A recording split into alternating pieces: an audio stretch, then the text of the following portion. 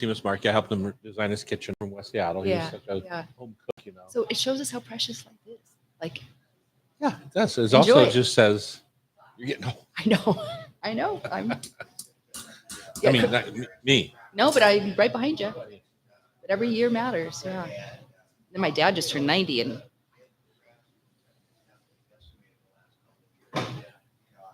Yeah. it's kind of cute. But, ooh, Well, I Hey, definitely Bridget. thought about it walking 6 rounds of golf in 4 days. uh-huh, And I worry about my size and my feet being able to do that. Uh-huh. And I was always thankful when it's a breeze. yeah, yeah, and it was good. Oh, yeah. Yeah, yeah. And, you're hundreds and hundreds of golf swings. Yes, yes. I think the key for me, because I had plantar fasciitis on my foot, Uh-huh. and that took 2 years to heal. So now when I get up in the morning, well, they're stronger now, but now I just, if you feel that little bruise on the back of your heel from all that walking, just when you get up, go straight into slippers or something that has Uh-huh. arch support, because your foot's like this. And when you wake up, it's, I don't know, I had a tear. That's the one thing with lots of walking is Yeah. the plantar fasciitis. So if you feel a bruise there. All right. Bridget. Hello. Welcome to the Hot Stove Society Show on Cairo Radio. I'm Tom Douglas. And I'm Bridget Charters. Thanks for joining us, Bridget. I know you were Hey. taking care of some business here this morning. I know. Talking fish row. I know. It's so interesting. I'm excited. Nice to have you all listening. We're here at the beautiful Hotel Andra in downtown Seattle, and we have a large show for you today. I'll tell you Some about interesting stuff. Yeah, Yeah. I'll tell you about some of the classes coming up here at the Hot Stove, which if you just go to hotstovesociety.com, you're always welcome to peruse our class selection. Sometimes there's more, Mhm. sometimes there's less, depending on our private event schedule. Sellouts. But some things coming our direction in November. We have Drink Like an Italian, a Piemontese class with Chef Bridget.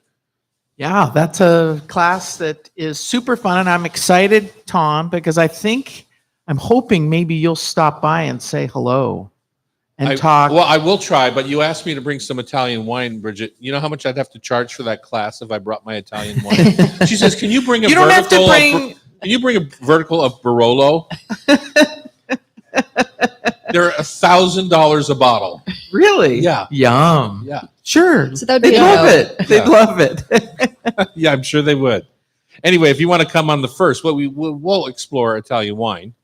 Yeah. It just won't have a vertical of Bartolo Mascarello Barolo. Oh, man. Wouldn't that be good? It is good. Unforgettable with Chef Annie Elmore is going to come up on the 2nd of November. And I would think a lot of people would be interested in this. I know I am, because I think there's a unique selection of spices that go into that beef and pork bone broth that, Mhm. Yeah. that is unforgettable. Dahlia Classics with Sean McFadden, Singapore Hawker with Rashida Rose Lee. She's one of our newer She's great. teachers here, I would say. Mhm. Yeah, and Rashida's super interesting. She's from Singapore, Uh-huh. and most recently was the chef at Eva. And she got it. I know. Every week he always does that. Can you It's make the a note, microphone. please? And will you set her microphone so that she in the next time, please? Okay. So anyway, yeah, we'll cut that. Sean, will you fix that? Anyway, Rashida's from Eve Restaurant in Fremont and is an amazing cook. So she's got a wealth of knowledge. Her classes will be really interesting. Super nice too. The 10th annual Pass the Turkey Thanksgiving practice supper. Wow. So I teach this every year because I am a gravy god. I hear. Yeah, you hear. I have the necklace to prove it. So we're going to do that on the November 22nd. So that's the week before Thanksgiving. So you can, if you're a first timer or if you just like Thanksgiving, you want to have it twice, we get to eat all of the things that I make, but we also learn a few techniques about turkey. Well, I noticed that you have classic and nouveau. Is that new on this 10th year, or have you always had a nouveau twist? I've always done a thing where, a lot of people don't want to do the whole bird. Right. And so I wouldn't call it nouveau. It's just, we do fun things with a turkey breast that make Uh-huh. it's very much more simple. Okay. And so I wouldn't call it nouveau so much. Is that what it says? Yes. In the Yeah, that's what. description? Well, and it also, Tom, it's that occurs in the same class. So you're going to talk Yeah. about the classic, and you're going to talk about Yeah, some fun options, ideas. some Yeah. options, right? which So is great. in the past, I've done turkey ossobuco type with the legs. I've done this and that, but this one's going to be working with the turkey breast, and also we're going to do the whole roasted turkey, Got which it. is my classic has coffee beans in the middle. Right. If you've never done that, you'll be amazed at the aroma that the coffee beans add. It's not coffee; it's a roasty aroma. Right. We're a wide range of fall-filled pasta, French pastry, root vegetable pot pie, Middle Eastern meze, make and take Thanksgiving pies. Lots of different things going on here at the Hot Stove Correct. in November. You can check them out at thehotstovesociety.com. On today's show, which is what you've all been waiting for, we do have a winner. Is that right, Becky? We do. I'm excited. What's the winner of? The winner is of the Tomato Triumph. And it was where you posted a picture of Jackie's tomato, and it was beautiful, They were beautiful. beautiful. And I mean, you should see Jackie's tomatoes, is what I've got to say about that. and they're Wait a minute, Tom. What are you talking about here? Her tomatoes, they're just what I said. gorgeous. Anyway, so we're excited to announce So the you winner. found a winner. We did. Okay. I saw so many pictures. I have no idea who won. Mhm. And you've done the. Oh, it was clear. It was. Oh, really? Mhm. Wow. We're going to dig into winter squash. Continuing our celebration of National Seafood Month. Ken's here. Nice to see his charming face. We have been doing this all of October, and we are joined today by Craig Morris from the Genuine Alaska Pollock Producers. And if you're watching on our YouTube channel, you can see we're going to do a quick little demo after of how to use the pollock roe Correct. with spaghetti. So let's see. We're going to braise some meats. Chef Brittany Bartolabin, she's a piece of work. This one, if you remember her over the years from our show, when she used to be the Dahlia pastry chef, and now she is the pastry chef at Hotcakes. She's a feisty one, and she's going to get into some of her fall creations. Last time she was on, we did summer, right? Yes, we did summer. Yeah. Now it's fall menu. Yeah. The Hot Stove Society tasting panel is going to gather, and what are we doing today? We're doing new crop pears, and they look beautiful in the Do stores they? right now. Yeah. Are they ripe? Because there's some thought that pears shouldn't be kind of the soft pear that we think that they should be. That they should be a little. Doesn't crisp. that depend on the varietal, Tom? That's what I'm asking. Well, we're going to Oh. find You have out. a preference go through between the pear that really kind of just melts in your mouth, or a pear that offers a crisp bite? Crisp.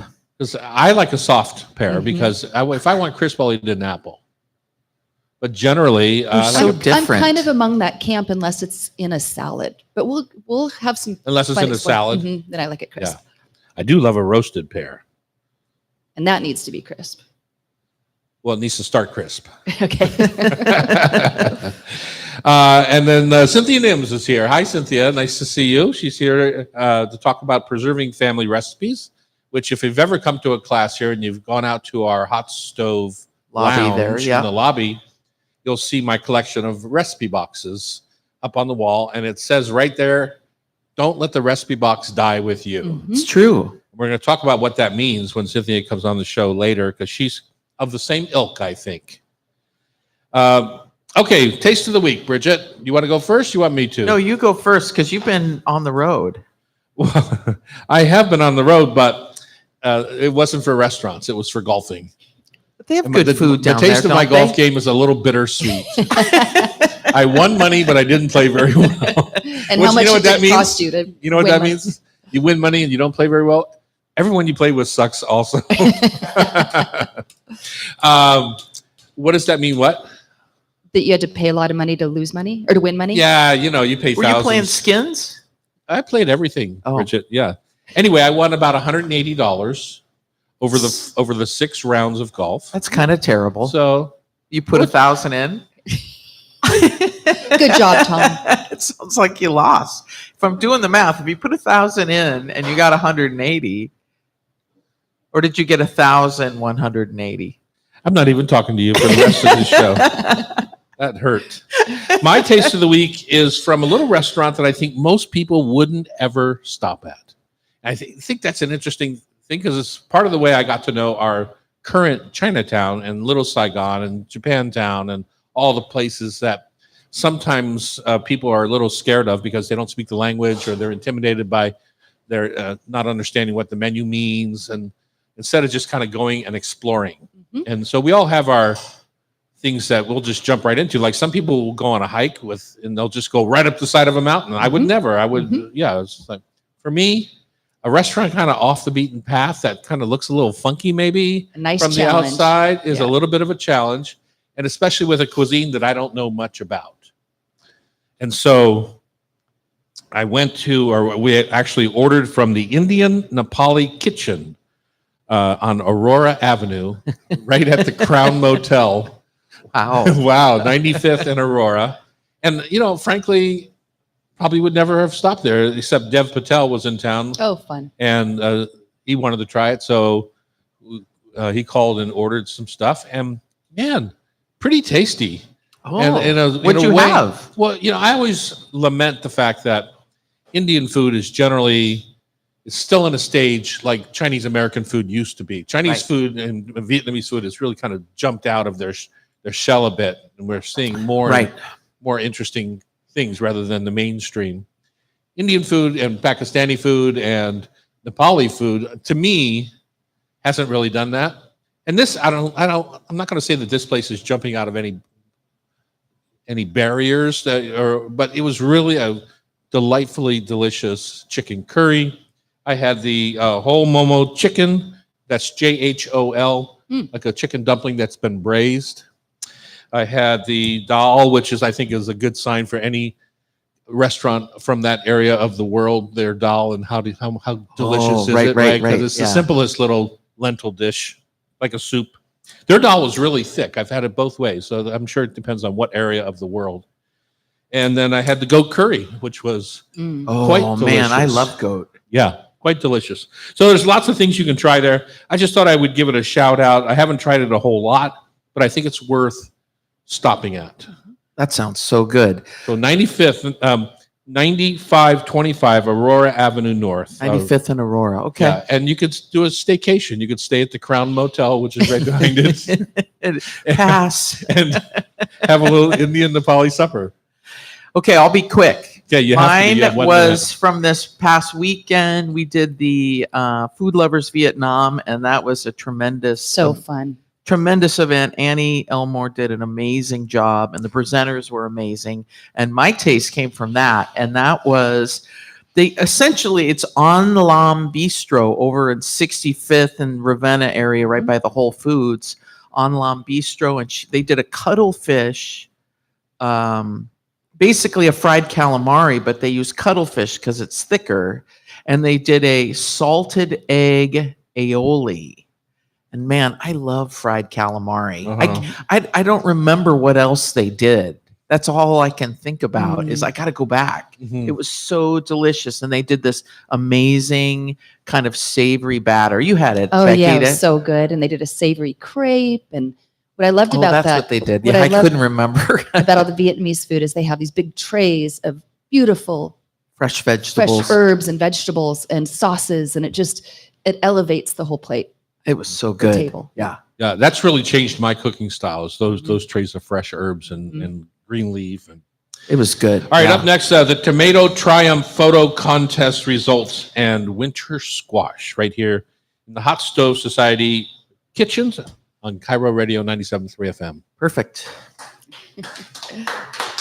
So, Sean, will you make a note on? We're not clapping because it sounds really late. But thank you, Ken. I love your enthusiasm. Hi. I keep I'm gonna go get a picture of this.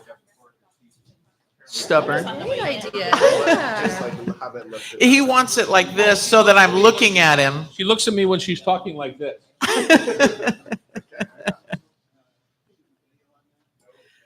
Right when he started, I was like, "What? I'm talking into the mic."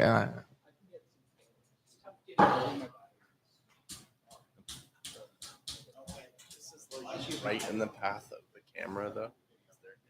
So, do you want me to move over? No, that's fine. Don't worry. Don't worry. You mean for that chair? At that chair? Get a longer cord, man. How's that? Is that better? I'll sit here. Okay. You have a minute, or you want us to go right to your segment? Okay. We're back here in the kitchens on Cairo Radio down in downtown Seattle, Hotel Andres, 2nd and Virginia. 4th in Virginia, 4th and Tom. Virginia. It's tough Right getting across old. from the Dahlia Bakery and Sirius Pie and the new Neb. Have you been to the new Neb yet? I've Bridget? been there 3 You had times. your birthday there, right? Yeah. No, that was at half show. You've Oh, been there right, 3 right, times. right. Uh-huh. 4 times. 4 times. We go there now before Jazz Alley, Ah, and then just get an appetizer at Jazz Alley because their food's okay, but Neb's delicious. good. Glad to hear it.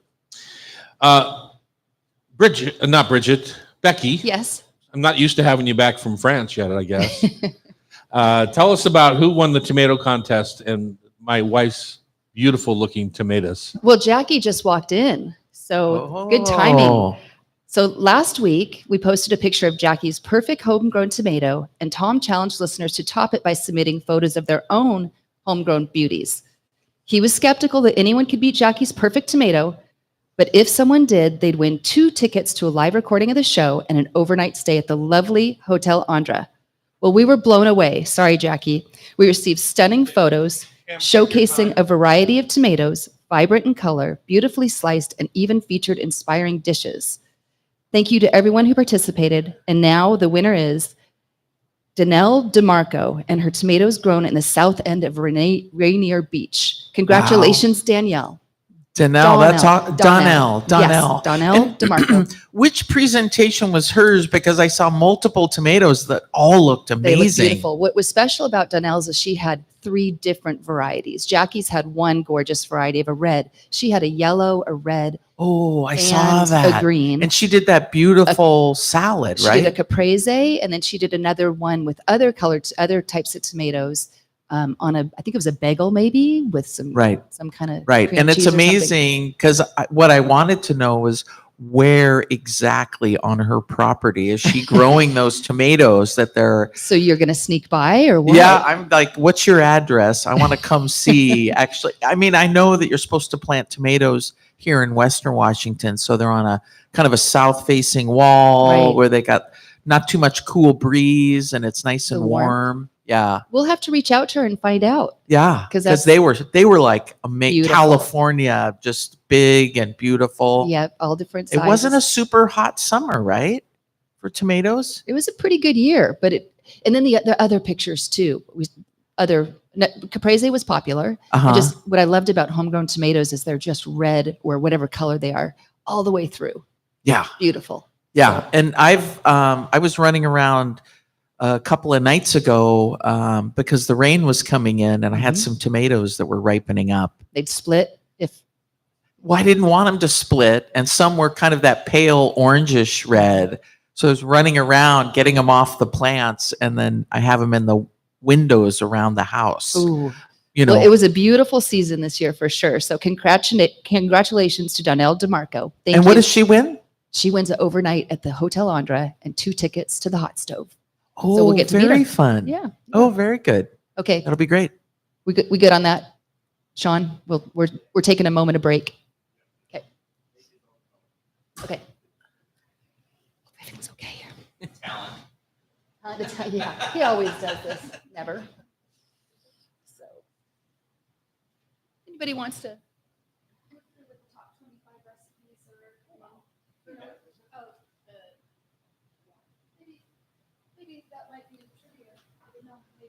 Maybe. I will pay extra attention. Oh, I got that this Sunday. You did? Yeah, Did you read through the top 25? I did. Uh-huh. But like, we did Food Lovers. I'm like, okay, I know what? that was so fun. That was really great. Yeah, Cynthia was just in France too. Yes. Yeah. And down Did you guys overlap? We didn't. We were in different places. Yeah, we didn't run into each other. No, We she might was have further been, like- west, and I was further. I was on the Côte d'Azur. So you were in West Texas, and she was down in Galveston. Just had a depth.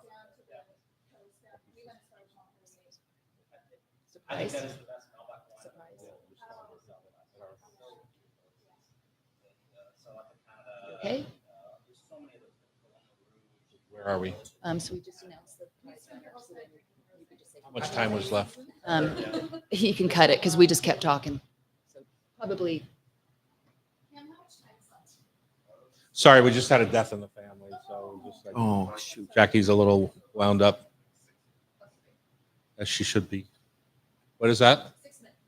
But we can cut some of our. We were just babbling. So. Well, we were talking about the tomatoes and Okay, so is it Going, good radio? Yeah. Okay. What do you guys think?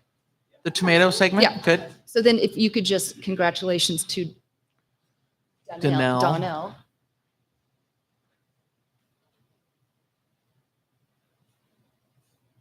So just say that sounds amazing, and Well, congratulations, Donnell. We appreciate your entry. I hope you have fun here on your little staycation here, and then come and visit us on the radio show. Probably not soon enough to bring some of those delightful looking tomatoes. yeah. Oh my God, they were beautiful. All right, let's talk winter squash for a minute. Okay, let's do it. Let's do it. I love squash. Okay, tell us It's why. like and- zucchini, Tom. yeah, don't say it. we're not talking zucchini. We're talking squash now. And what's amazing about squash is there's hundreds of varietals. But oftentimes here in the Northwest, it's special because squash grows really, really well. And in other parts of the world, in other parts of the United States, you might see 2 or 3 varietals. Mhm. But here in the Northwest, I mean, when you go to the grocery store, there are, well, how many did you see, Becky? Well, what I just came across was acorn. I think I'm going in. No, I'm not. Butternut squash, delicata, kabocha, spaghetti, one of my favorites, red curry, buttercup, and sweet dumpling. Yeah. Hubbard is also another one I've read about, but I haven't Hubbard's used it kind of the before. old school one, and it's kind of fun if you're ever over in Eastern Washington, probably Yakima. Tom probably sees them out in the field. Hubbard squash are massive. They can be 20 pounds. Wow. Yeah, They're they're really big and Yeah. different shaped, and they've got this crazy bluish green color, and it's Are wild. they bumpy? They have those. No, they're No. smoother. When you see them in the grocery store, you'll generally see them cut sections. Just Okay, pieces of nice, squash. nice orange flesh, I know what you're talking bluish about. now. green skin. And Yeah. they cook up almost like a potato. Yeah. Yeah. They stay firm and like obviously they'll break down if you cook them longer, but I like them cooked just like more like a potato that you're kind of roasting or frying. Right. Right. Would it And- be a soup application or no? You can, sure, but you just Okay. have to cook it a little Yeah. bit longer. Okay. Just my mom used to back in the old days. That was the only squash you could find in the grocery store, and that's what she would buy. And she'd do that squash dish at Thanksgiving with the marshmallows on top, and it was just like I spent many a night at the table in the dark, refusing to eat squash because of that. One thing I thought was interesting because it took me a moment to figure it out. Winter squash, what winter squash means. It just means that it holds till winter. They're picked in the summer and they're picked in this time of year. Well, it So depends that- on how you cure them, right? Okay, so tell me about that. So I know, I'm not the farmer in the family, as everyone probably knows who listens to this show. But what Jackie does when she takes her squash in, we have what we call the barn. It's really a bunkhouse and a garage, Mhm. and she turns the heat on to about 75, 78 Oh, degrees. that high. Yeah. Okay. And she puts them on open racks, Mhm. and then lets them sit there and lets them cure, just like she does her onions Okay.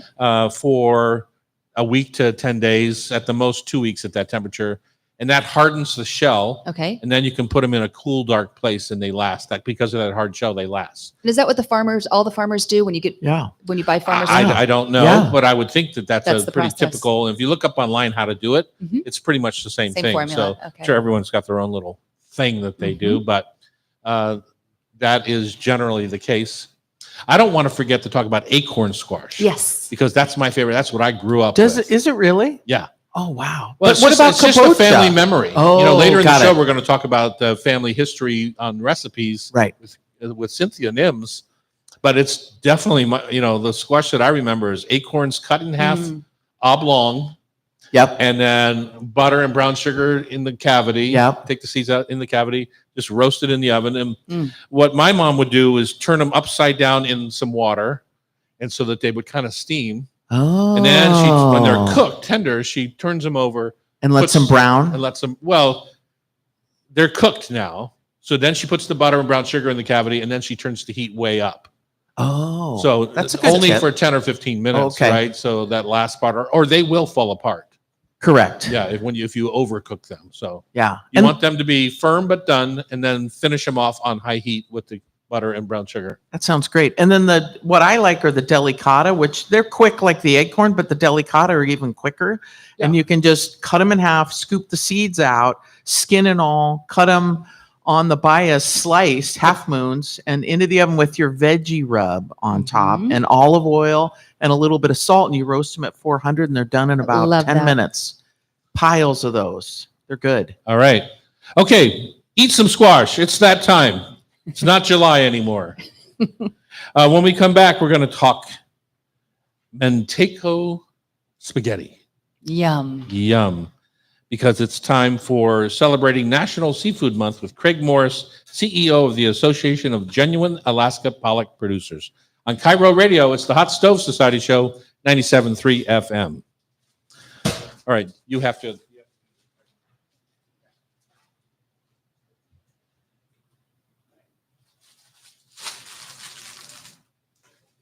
Do you want to pull out and maybe, Craig, do you want to, maybe Craig can, if you need any help, he can tell you what to do? I know what to do. You know what to do. except with this. So Ken, Ken, should I record this? Yes, Bridget? Okay, great. Thanks, babe. Yeah, there's different options. The most Americanized, there's we're working with Yes, so they got their culinary working to help us. Yeah, just the demo. Better with American palate in general, the schemes of the general. Just because that's the only thing in here that has sort of a texture to it. Everything else is just almost a season. So typically in the pasta preparations, they've done better by the chefs that they run on. Just go ahead and pull the eggs out. But you can't cut it into discs. That's very Japanese. So you have like just round, little 1 centimeter thick discs. That's how you will see a lot of times in Japan. The Japanese will purposely then. What's that? Do you want anything? Whoa, should So we went to 45 second video. Yeah. And at the end, say this is how you did it. And say this is this beautiful. So there's plenty of one each way. Should we slice some? That's what I was, that would be more Japanese, that they would want to see it. But in general, the roe are much more valuable when they're complete in the steam. When they've been torn, when the female is a little more mature, or actually spawning is those are eggs aren't as valuable. So these are absolutely perfect. So this is as Wanna good as you showcase can that. get. Right. Yeah. And so in Japan, because they're so much more knowledgeable with fish, they would cut it into discs because they want to see it as discs. Once it falls apart, it goes from what we call Manteco to Baracco. And Baracco is just loose eggs. Loose eggs. And that goes into everything like mayonnaise in Japan, on crackers. So there's that low Less expensive. correct. And those are stacks of eggs. So when you get those eggs in those little toothpaste tubes. Correct. That's the inexpensive, and that's been a great growth market for us. You'll see that like in Lawson's, 7-Elevens, convenience stores. Yeah, that's the lower grade. These are absolutely perfect. And so it would be sort of like taking a wagyu steak and making a hamburger out of it. That makes sense. Oh, Makes got an it. amazing hamburger. Yeah. It's sort of like, why wouldn't you look at that beautiful steak? Right. Now for the American palate though, they don't like the steam. So typically, most of the applications that we're working on here in culinary have it like a Mediterranean flatbread, or on sushi, or over soba noodles. Are we? For example. What's going on here? We're just We're just talking Oh, about. okay, because you're not on the mic, right? No. We're Okay. going to do a 45 second, 30, 45 second video of Bridget or you finishing off. Yeah. Okay. And We then were we'll, just talking about the egg stacks that. Well, typically, I was just asking because you were off mic, and typically we do this after the segment, so that's why I was confused. Bridget is. Bridget, what do you have going tomorrow night? As long as we're not on. I have to go to Prosser. I am running your class. All right. So we're going to send a note out to people to say I'm not going to be there, and then see if they want to still come or not, and we'll decide if we have to cancel. Okay. Huh? Yeah.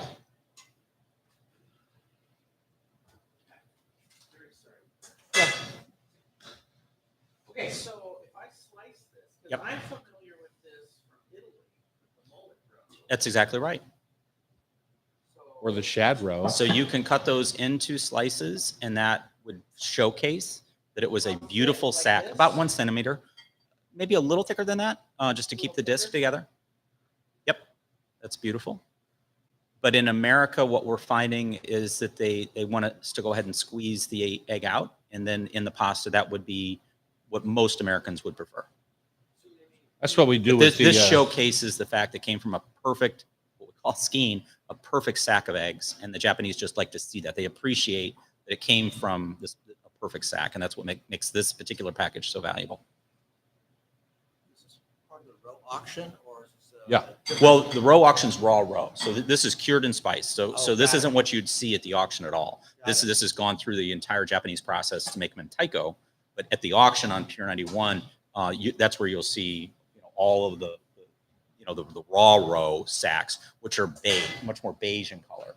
So the traditional Japanese preparation, salt cured row, is still that beige color, and that's what's called tarako. And tarako translated from Japanese is children of cod. There's just a bunch of little eggs in there. Now, tarako, if you spice it with the chili peppers like this is done, you call it mentaiko. And mentaiko is overwhelmingly what the Japanese prefer because it has that extra spice. It's very popular. That's gorgeous. Wow. Yeah, that's gorgeous. Okay, so And then you can take that other half if you want and just squeeze the eggs out. Squeeze it into the like pasta. yeah, exactly. awesome. And then it's going to add a little bit of flavor of the sea, a little bit of spice, but mainly just an umami. And you can taste it. You can just taste it right now raw. How do the Japanese eat this? A million different ways. So they'll drizzle it with a little soy. Or they can skillet it. You go into restaurants in like a little cast iron pan, little pieces, and you'll just eat those individually. You'll have those on top of sushi.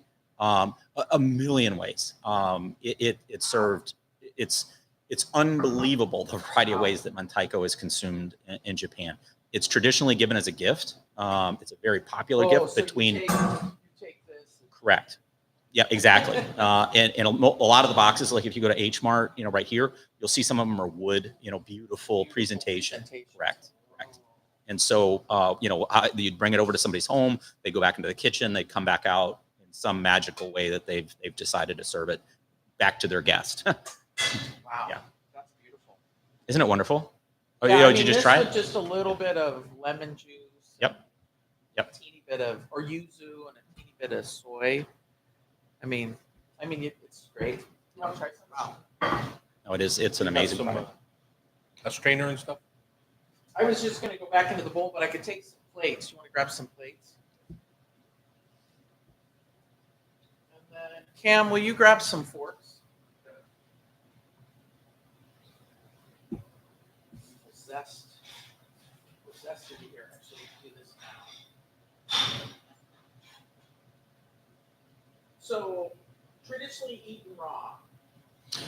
Traditionally, it's been or cured. lightly dressed. Right. So, I mean, this goes back centuries. So the traditional curing is done to preserve it. And so obviously in the winter months, the females are preparing to spawn. They're carrying the eggs. Japan culture, Korean culture, they would catch the fish. They would dry. They would butterfly open the fish themselves, dry those for just pollock meat. And then they would cure this, which is then the delicacy. And it's always just been that delicacy. Now that original curing, salt curing, is a I see beige it. color. But I need to get the show going. So this is supposed to, yeah. So Yeah, let's you do wanna this segment go? right now Yeah. while we're doing this, and you can clean the pasta or. Sure. I just have another minute or so. Great.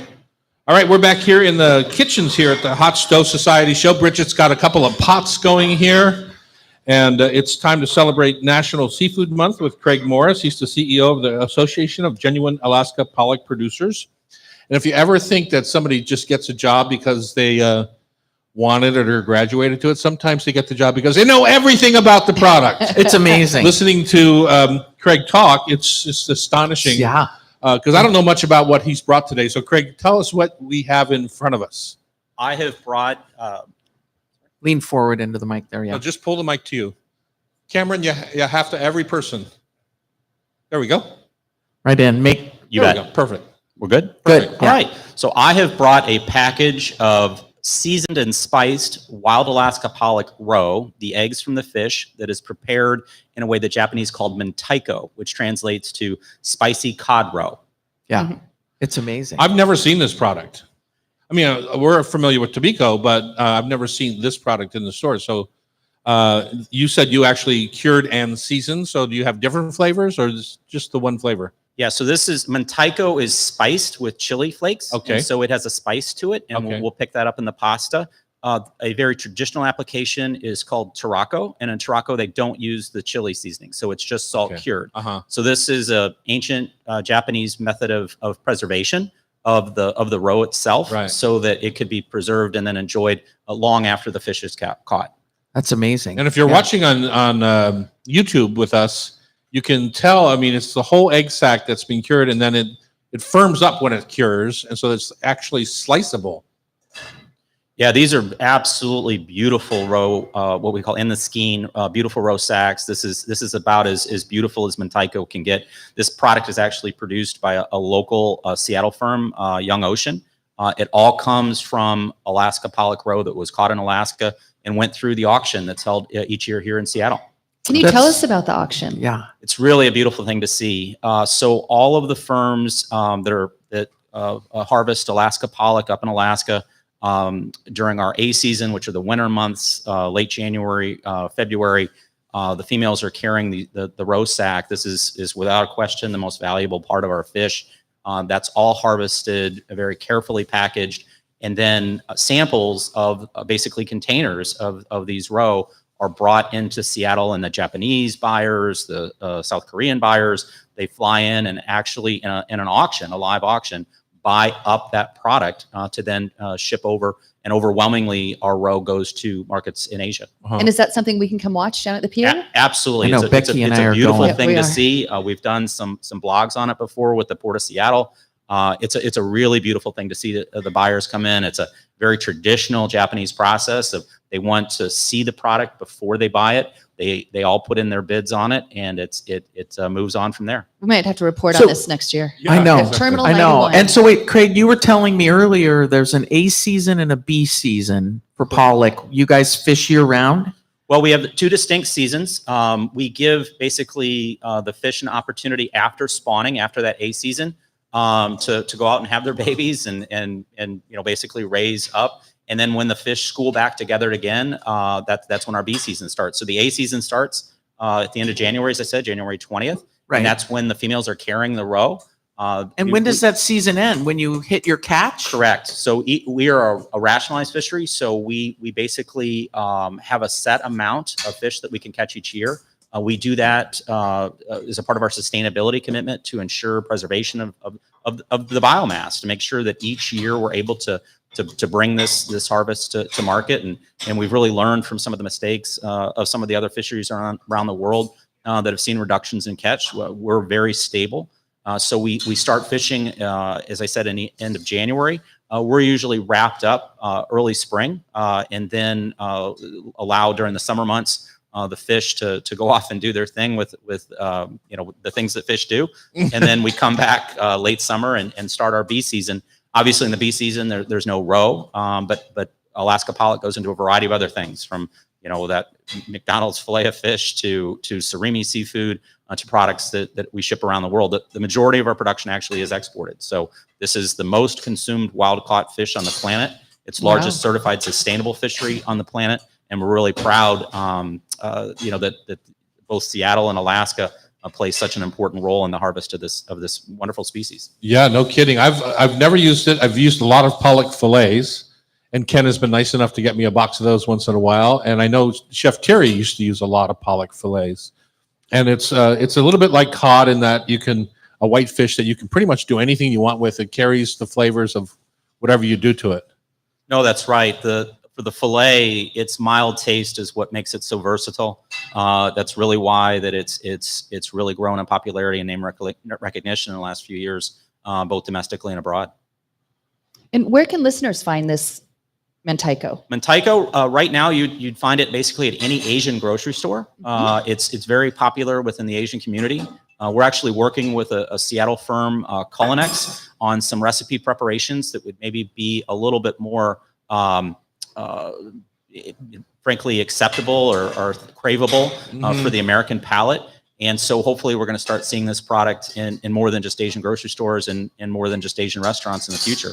But right now you can find Manteico, this seasoned Wild Alaska pollock roe, basically at any Asian grocery store in the frozen seafood aisle. So that's what I was going to ask, frozen or fresh? Always It frozen. freezes beautifully. Yeah. It freezes You only catch it beautifully. one time a year. And so, Correct. Yeah. It's always in the frozen seafood case. lovely. And let's spell that for our listeners so that they know what they're listening to. Mentaiko. Mentaiko. IKO. Manteico. Fun. This looks delicious. Did I I think- put enough Manteico in when I tossed the pasta? I think you did. I think what you're going to find is it's going to add a little bit of flavor of the sea, a little bit of spice, but it's going to add a lot of umami. It does not have a seafood flavor at all. It's really something that just brings out other flavors and adds a sort of that next dimension. Right, right. And it's nice. I mean, when I added it, I added the stuff that was falling apart as I was slicing. So that went into the pasta, and I just pulled that little membrane off, right? Yeah. So you just pull that membrane off and then toss it. Yeah, in Japan, then- you'll often see it with that membrane. They call that the skein. That really shows that it came from an intact Alaska pollock roe. They're more valuable that way. For the American palate, I think we really just like that. It almost is a paste. It's such a fine, small egg that it really Right. almost works out to be a bit of a paste or almost a sauce in a way. Mhm. That's amazing. It's Yeah, so it's beautiful. delicious. Yeah. We do a little something like this over at Neb with uni, and same idea, right? Tossed Yeah. in hot pasta. If you want to see how Bridget made this, she did a little video while she was making it today, and you can find that on your site. Is that right? Yeah, it's so delicious. So the eggs, so if the public's going to buy them, this package is pretty big. This package is pretty big. So do you have smaller packages for the public if they go to H Mart, or is it roughly this size? Yeah, this is a 1 pound pack. You could find it in certain Asian stores in a smaller pack size. It's traditionally given as a gift. It's not an inexpensive item. It is something that's given as a gift, and because it's frozen, you don't Uh-huh. have to consume all of it at once. So you each can of this- just buy the package, pull out one or two, and put it back into the freezer, absolutely right. and then use it. Okay, great. That's awesome. And Craig, from the Association of Genuine Alaska Pollock Producers, do you have a website or something that people can learn more about pollock and learn more about this beautiful product and maybe recipes or? Absolutely. We have recipes, where to find. It's on alaskapollock.org, alaskapollock.org. And so what is your primary work that you do with the organization? We're all about building awareness and demand for wild Alaska pollock in global markets. Obviously, the United States is an important market for us, but we do work around the world. Do you travel? We do quite a bit. Spend a lot of time in Japan, obviously, but a lot of time in Latin America and in Europe. Our fish finds its way. It's the most consumed wild caught fish on the planet. Most of our fillet goes into Northern Europe. Northern Europe loves whitefish. Most of our surimi, most of our roe goes into Asian markets. Asian markets love those product forms. In the United States, we kind of enjoy everything. So spend a lot of time everywhere. That's Most of the amazing. product goes to McDonald's fish fillet, is my Yeah. guess. Yeah. Yeah, that's amazing. Well, and what I like to hear was the sustainability component of it. We're trying to be good about taking care of the planet. Yeah, that's a big part of what we do at GAP is research. Sustainability has become one of the most important pillars of our fish. Our fish is Chef Douglas just said, finds its way into a lot of very, very large corporations, and those corporations are making sustainability commitments. They need to know that their supply chain is aligned with their corporate ethics as well. Wild Alaska pollock has one of the lowest carbon footprints of any fish in the world. Really? So that's one of the things that we Cool. do is fund life cycle assessments to document those numbers so that we can hand it on to our customers so that they can better understand basically the carbon impact of the foods that they procure. If we talk about Wild Alaska pollock, we always say that there are 5 pillars. It's always from Alaska. It's always wild caught, and that's something that drives consumers. Obviously, all seafood has a strong nutrition halo. It's mild tasting, as we were just talking about, which makes it versatile, but it's that sustainability pillar that's becoming That's more awesome. and more That's beautiful. important. That's fabulous. Congratulations to the GAP the Genuine Alaska Pollock Producers Association. So you're doing a great job. Thank you, Craig. Thank That's you, Craig. awesome. Thank you, Thanks Jeff. so All right. much. Thank you. Yeah. Up next, we're going to braise a few things because it's fall out there on Cairo Radio 97.3 FM. Great. This is Thank you. delicious. Sorry Yeah. for that confusion. Well, there's the New York Times. They do it like in a pepita chow with a little bit of pepper. That's a really good way to a recipe that they just ran. Yeah. Oh, sure. Did you get what you need for your video? Okay. All right.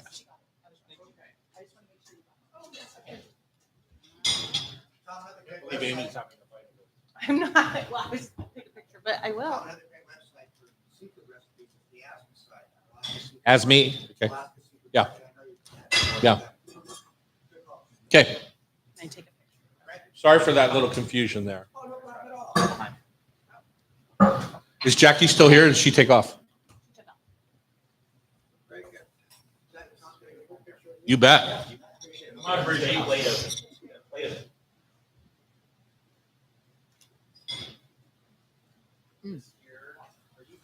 No, you hold this, I'll hold the plate.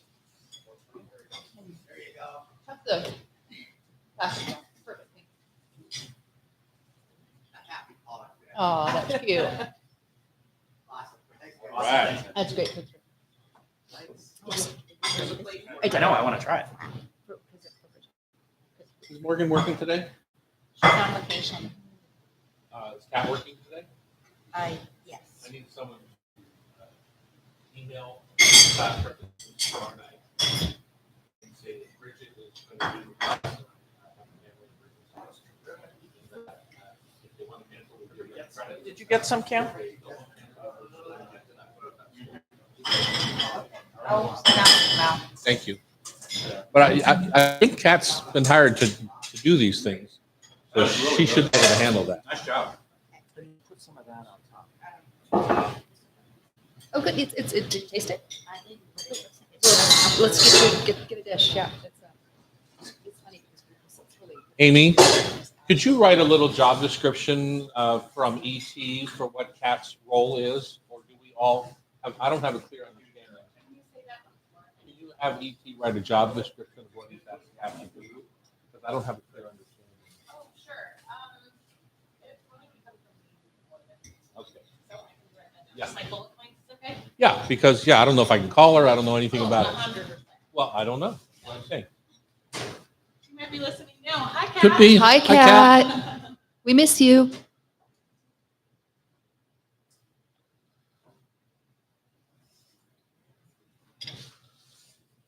Nice job.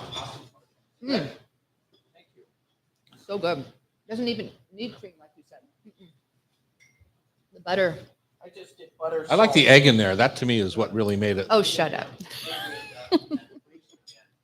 I know you. Pollock egg. I do. I knew what you're talking about. That I can have. Delicious. That's good. We'll use that caviar, Tom, for your cauliflower tapas tomorrow. Okay. Delicious. Yeah, the 3 recipes that Collins tested the best was on soba, obviously on sushi, and then a Mediterranean flatbread. That really would be much. It would be much more like a pot, real pot that you can see in the Mediterranean. Man, that's good. This pasta is actually a white rice and quinoa. Yeah, just went gluten free just in case. Just for. Yeah, it's good. It's a good brand. And I cooked it al dente. Yeah.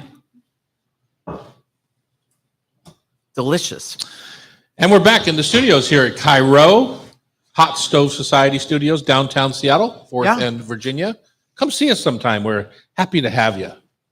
I know, it's so fun. I'm Tom Douglas. And I'm Bridget Charters. And Bridget, we do tons of classes here, but one of the things that we can't do here very well is a braising class because it takes too darn long. It's true. It's true. And so let's do a braising class, but verbally. Okay, that sounds good. So I love to braise, and for you guys at home, a quick and easy braise would would be to sear some chicken thighs, skin on chicken thighs, bone in, or sear some chicken legs. You could do like a coq au vin, some, chicken braised in red wine. And it's an easy braise. There's another one I do that I love to do with leeks coming out of the garden in the fall, and leeks braised with chicken. Yes, Becky. What does braise mean? So braising is a wet. Okay, can I pull out the Escoffier book? We have just Well, a you couple taught, you minutes. taught cooking to our young chefs around the city for 20 years, so you had to explain it to them. So explain it to Correct. our So group. braising is a wet heat method of cooking whereby you're searing the meat, which is a dry heat method. So it's a combination method. So there's searing involved where the skin or the surface of the meat gets some caramelization. And then it is slow cooked at about 300 degrees, depending on what it is. So it could be a pork shoulder, it could be a leg of lamb, it could be a chicken thigh. It's been seared, and then there's a small amount of liquid put into the pan, and it's cooked in humidity. And what is that liquid? It can be water.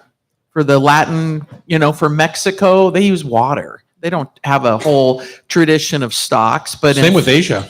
yeah, they use water because they extract it with spices and other vegetables, getting that delicious flavor into the meat. So And what would Chef Terry do? Terry would make one of his beautiful veal stocks, or he'd do an amazing chicken broth, and that would go on the item with red wine, for example, or it could be all red wine. In Chianti, Italy, they have a famous braise that they do, and it's all Chianti wine. Which is what? It's a roast. It's a beef roast that's truss tied. It's kind of a beef pot roast, basically. And then they soak it overnight in the red wine, and then they pull the meat out, pat it dry. They pan sear that chunk of meat, get a beautiful caramelization on it, and then they take that red wine and put it about halfway up the meat in a pan with some carrots, onions, celery, and then the traditional Tuscan herbs of rosemary, sage, thyme, little parsley, some garlic, and it's cooked very slowly until the meat falls apart. Right. It's delicious. And you could turn that into cacciatore how? Because people in our country, I feel like they know chicken cacciatore.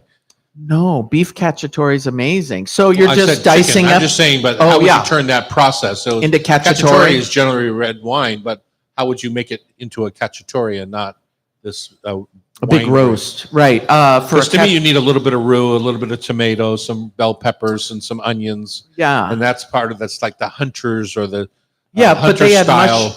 they add mushrooms. mushrooms, Usually they'll uh-huh. harvest. They get mushrooms along the way. They do it with wild boar, but it's big chunks of stew meat Yeah. rather than a big giant roast. Big giant roast will take anywhere from 2 to 4 hours to braise At in the least, oven, Yeah, nice and low and slow, kind of British style.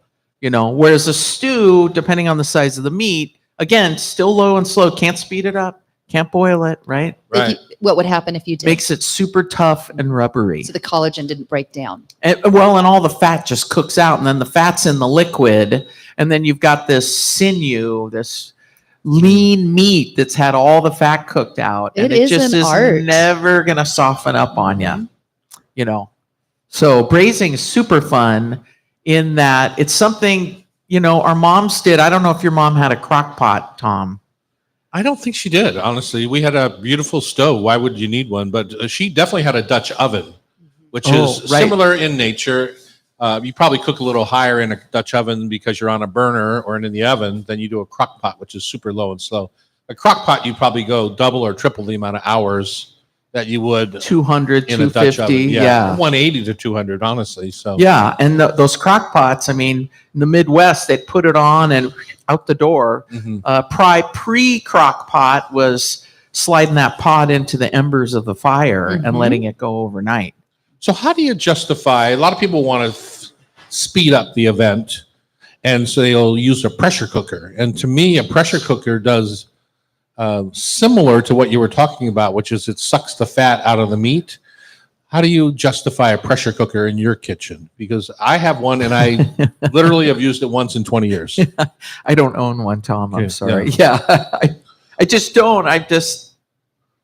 they're foreign, you know, but they make sense. A lot of people use them on I use 'em. beans. You use it. I How use do them you on adjust them? beets, so that's probably why you don't have one. But I love to roast beets. It's just 15 minutes. What? And I also, you can make Oh.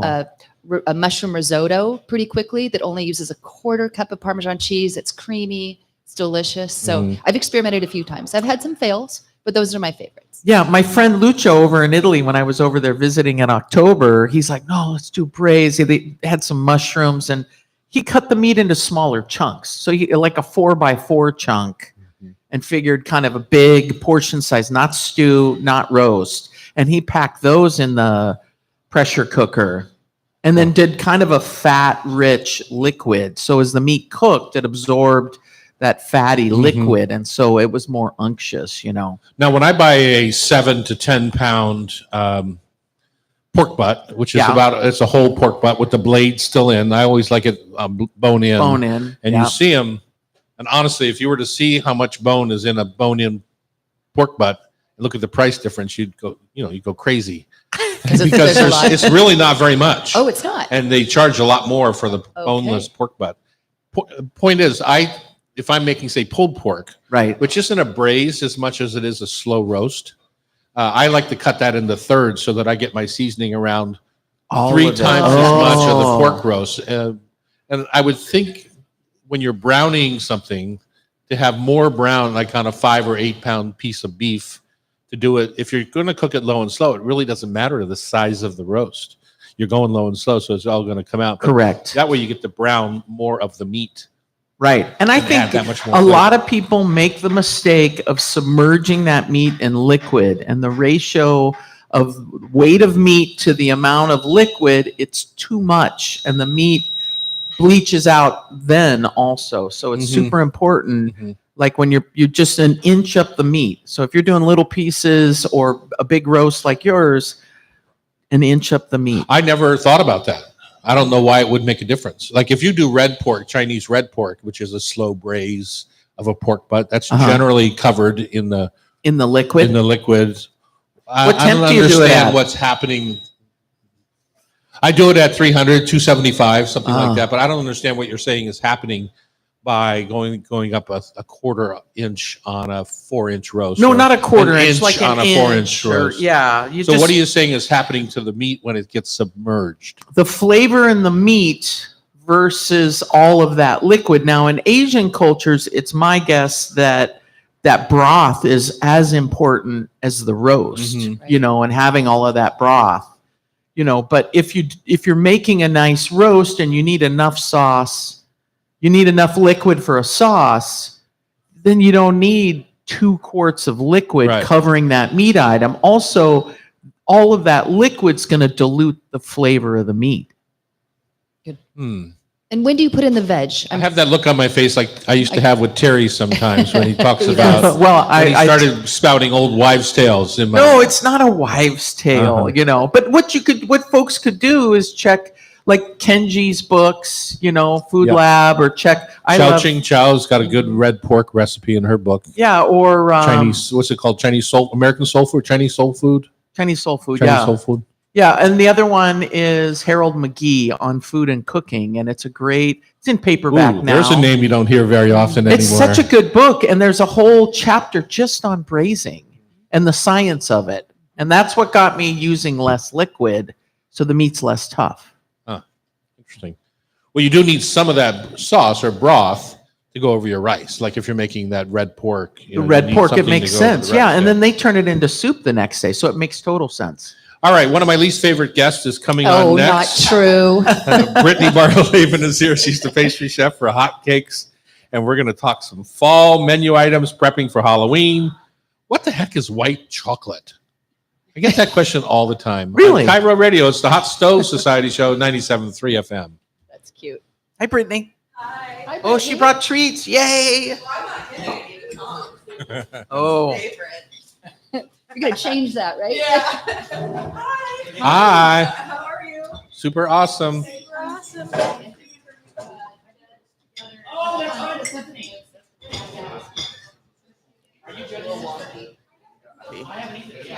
Let's put our stuff Okay. out on so that our viewers can see it. there we go.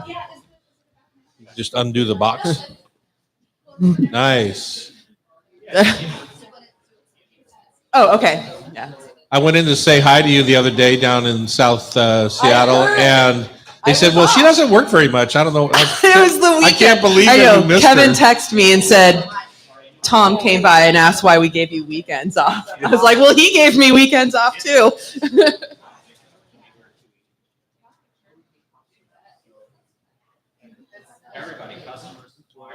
So do I.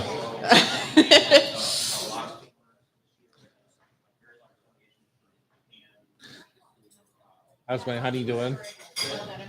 How was Jackie doing? Okay.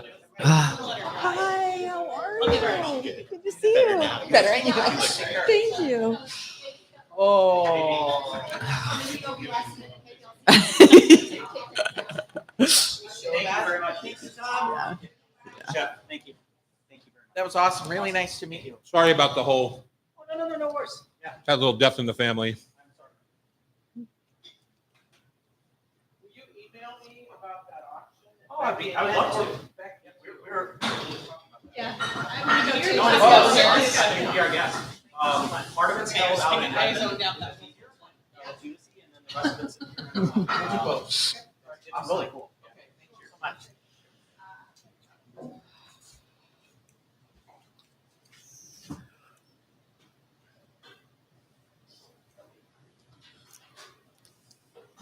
It's time for hour number 2 of the hot stove. I have to do that again. My mouth is full of cookies.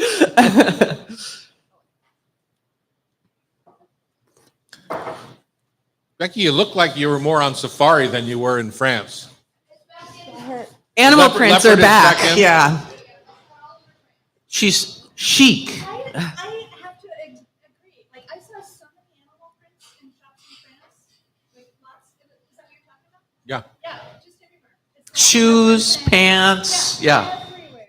Huh. I saw that. I saw I know. that so much too. Everywhere. I asked my friend the night before, after we took pictures of my leopard, I go, is this back in? She said, absolutely. Perfect. Yeah, And then we went there and everybody was wearing it. yeah, exactly. I was kind of surprised. Mhm. I did not give in. I've had it forever. my look.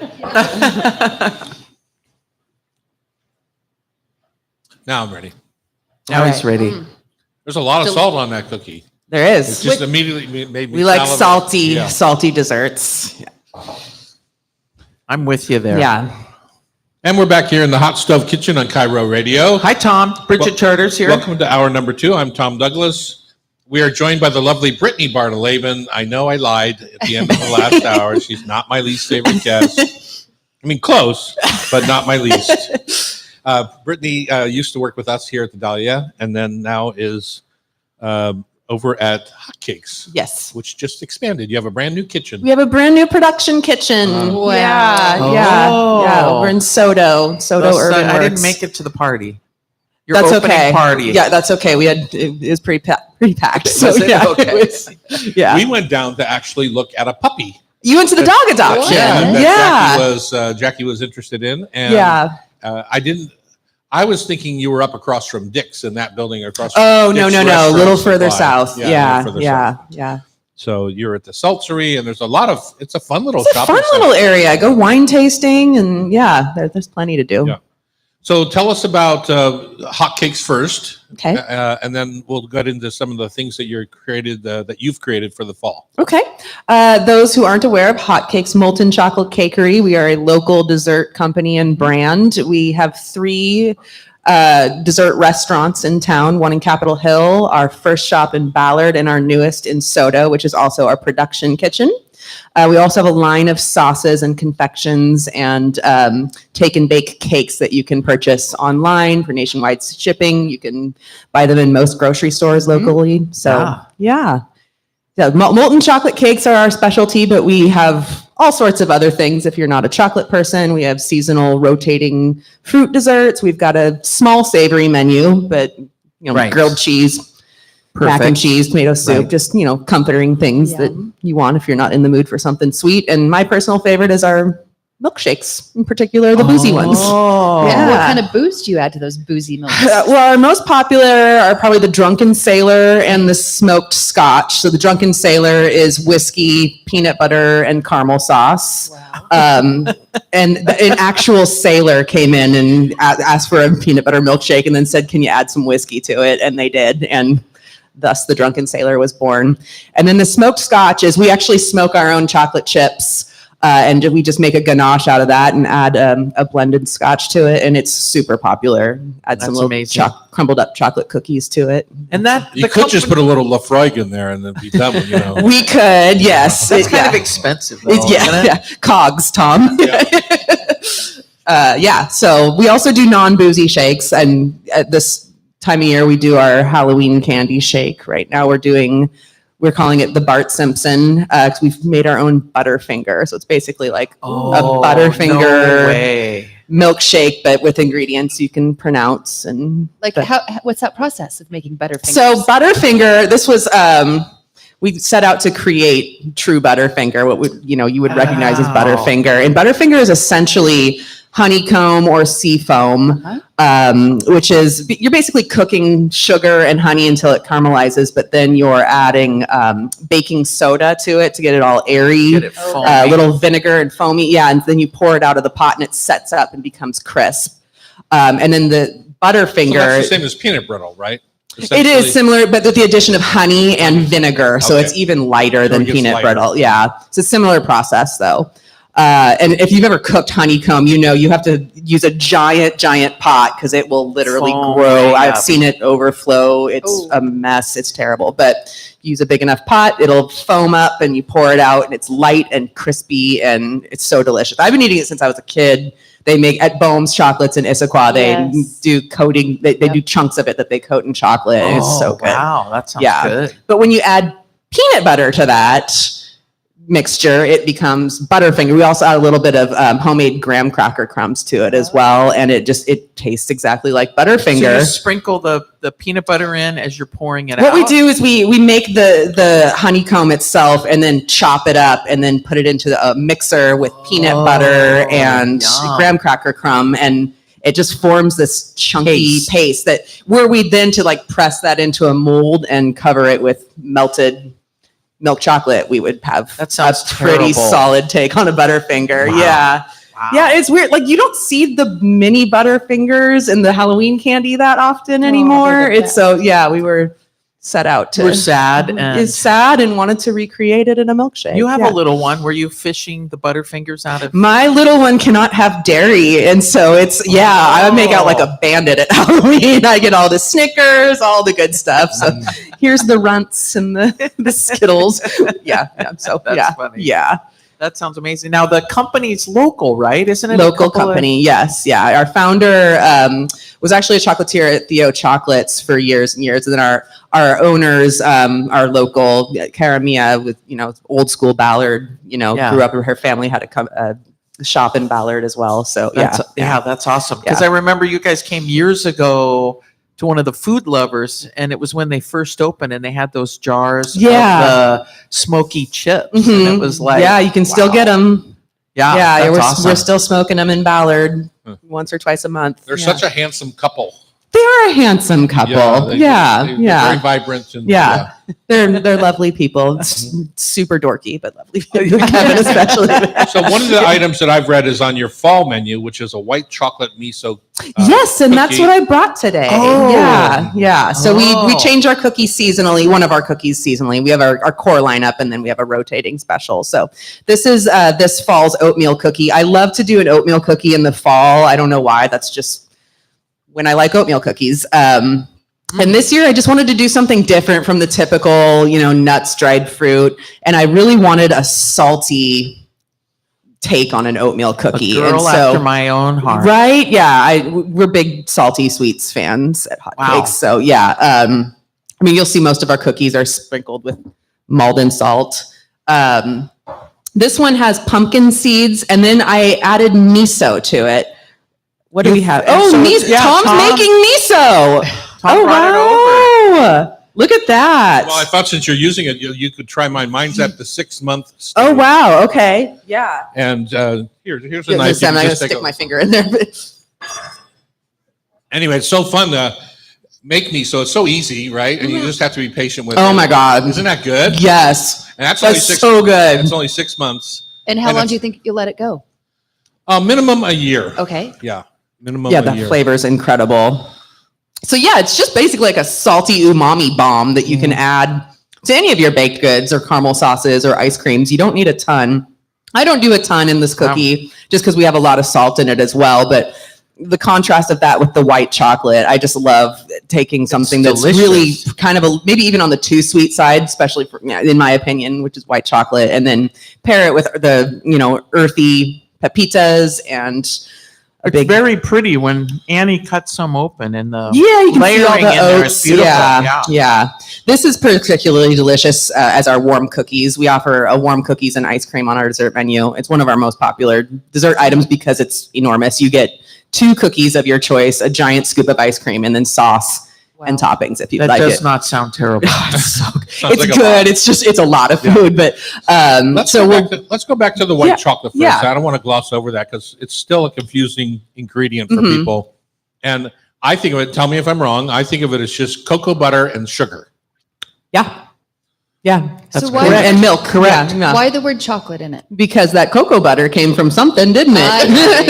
Yeah, so it is, technically it came from chocolate at one point. It's the cocoa butter that it's just sugar and milk is added to it. And it's, So is it clarified then so that it stays white instead of being brown like the cocoa nibs are dark? well, if you look at cocoa butter itself, it's white. Okay. Yeah. So it's not my favorite to just eat by itself, but I think as an ingredient, it has so many possibilities. It's kind of a blank slate. You can, if you want a flavored white chocolate chunk in your cookie, you can melt that white chocolate down and flavor it with Peppermint. almond Oh, extract, that's a good coffee, idea. anything Yeah. you want to do that. And then, pour it out, let it set, and then chop it into chunks. We've done really delicious things with a natural pineapple essence. So we did a pina colada oatmeal cookie, doing that with the white Ooh, chocolate. that sounds And good. I think when paired with things that are really salty or things that you wouldn't necessarily expect in a sweet format, it can be really interesting and delicious. Those So are I good. don't write it off as easily as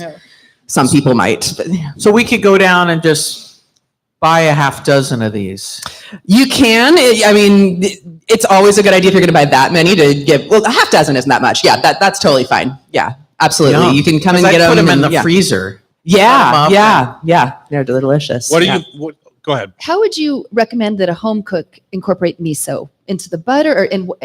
So I would just go by taste and just use it as a flavoring. You don't need to do much. I think we're going with like a couple of tablespoons in what would be a home size batch of cookies Okay. of miso, and just there's no science as You far as break- when you would add it. It's a paste, and so How do you break down that paste before? I just add it with the butter while it's creaming. Yeah, and it incorporates really nicely. Okay. Yeah. And frankly, miso is a sexier word than it is an ingredient because you can't find it. Uh-huh. When you're eating that cookie, I couldn't find miso. But you But- detected a salty Yeah, the umami salty thing is flavor, what which you is get out of it, just, yeah. you're not really sure what Okay, it we is. only You have could- a minute left. I have a question to ask her. Okay. You're a fancy baker. You have a 11-year-old, is that right? 9, almost Nine, 10. Yeah. Oh. Yeah. It's really hard to give away homemade food at Halloween for treats. 'Cause Yes. People are always suspect. Yeah. Unless they're your neighbor. And they probably are more suspect because they know you. They know me, right? Yeah. Yeah. What are you giving away for Halloween? I'm, as Come far as like, on. what are we giving the trick or treaters? Yes. Just straight up old school candy. No, you're not. We are. The bags Yeah, from bags. Costco. It's what people want. No, yeah, it's I know. I expect more from you. I know. If I'm Tom sorry. shows up on your doorstep, what are you He going to pull out? can have his choice of the little Twix bars and whatever. we Well, got. in my house, if you show up on my doorstep, you get a big box of candy. Oh, you're one of those. And Nice. the adults get a little something. A little something extra. A little mini. Oh, I'm coming to your house. A Yeah. I'm coming yeah. to your neighborhood. Yeah. All right. Some years I give away more liquor minis than I give away boxes of candy. I'm definitely coming to your house. A party in the carport. Party in the carport. Nice. All right. Thank you, Brittany Barber. Thank you. Go Yeah. check out Hotcakes all over our town. They do a beautiful job. And even Brittany's a lovely person. And she's sticking with us for the next segment. Oh, is she going to Yes. do pears with us? Pears, Well, yeah. I don't think she knows anything about fresh food. Fresh fruit. I know. What's that? Yeah, exactly. On Cairo Radio, it's the Hot Stove Society show. Stay tuned for the Hot Stove Society tasting panel when we come back. Yum. I know some dinner guests showed up with hotcakes. Yeah. They're Yeah. like, can we cook these for dessert? They were in charge of dessert. Oh, really? So Were they they the brought- ones in the jars and everything? At the grocery that's store, funny. Town and Country Market. Oh, wow. And I go, oh, I know. And you're like, what as these a are." matter of fact, I have made those before. ritzy friends. I can't afford those things. Yeah. Yeah. Cool dark place, a little weighted. I found the weights, Tom. Did you find them? Good. Yeah. Do you want me to get them?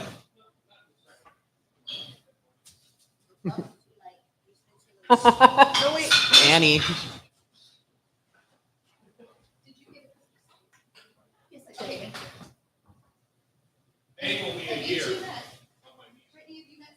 No, hi. Hi, Cynthia. I think we're Facebook friends. Yeah, definitely familiar. Yeah.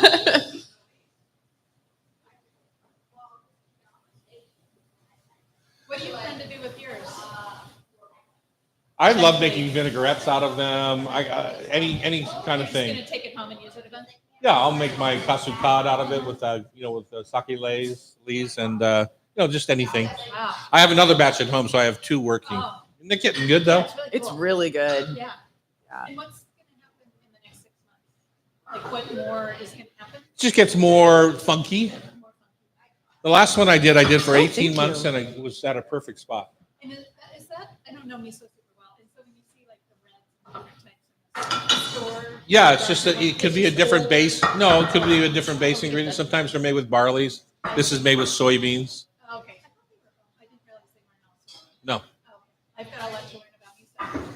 sometimes they're You know what you strained. guys should do? Just go into the ice cream sandwich. So we do ice cream sandwiches a lot in the summer and spring. There's Yeah. a local company that does them. I've seen their freezer case. Yeah.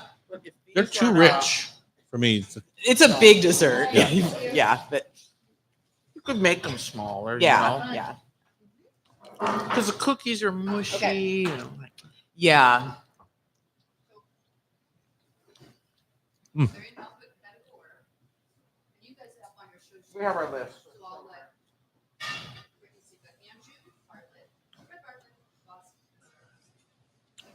Got it. Can I taste through before we talk? Oh, okay. I have a pear every day. You do? Yeah.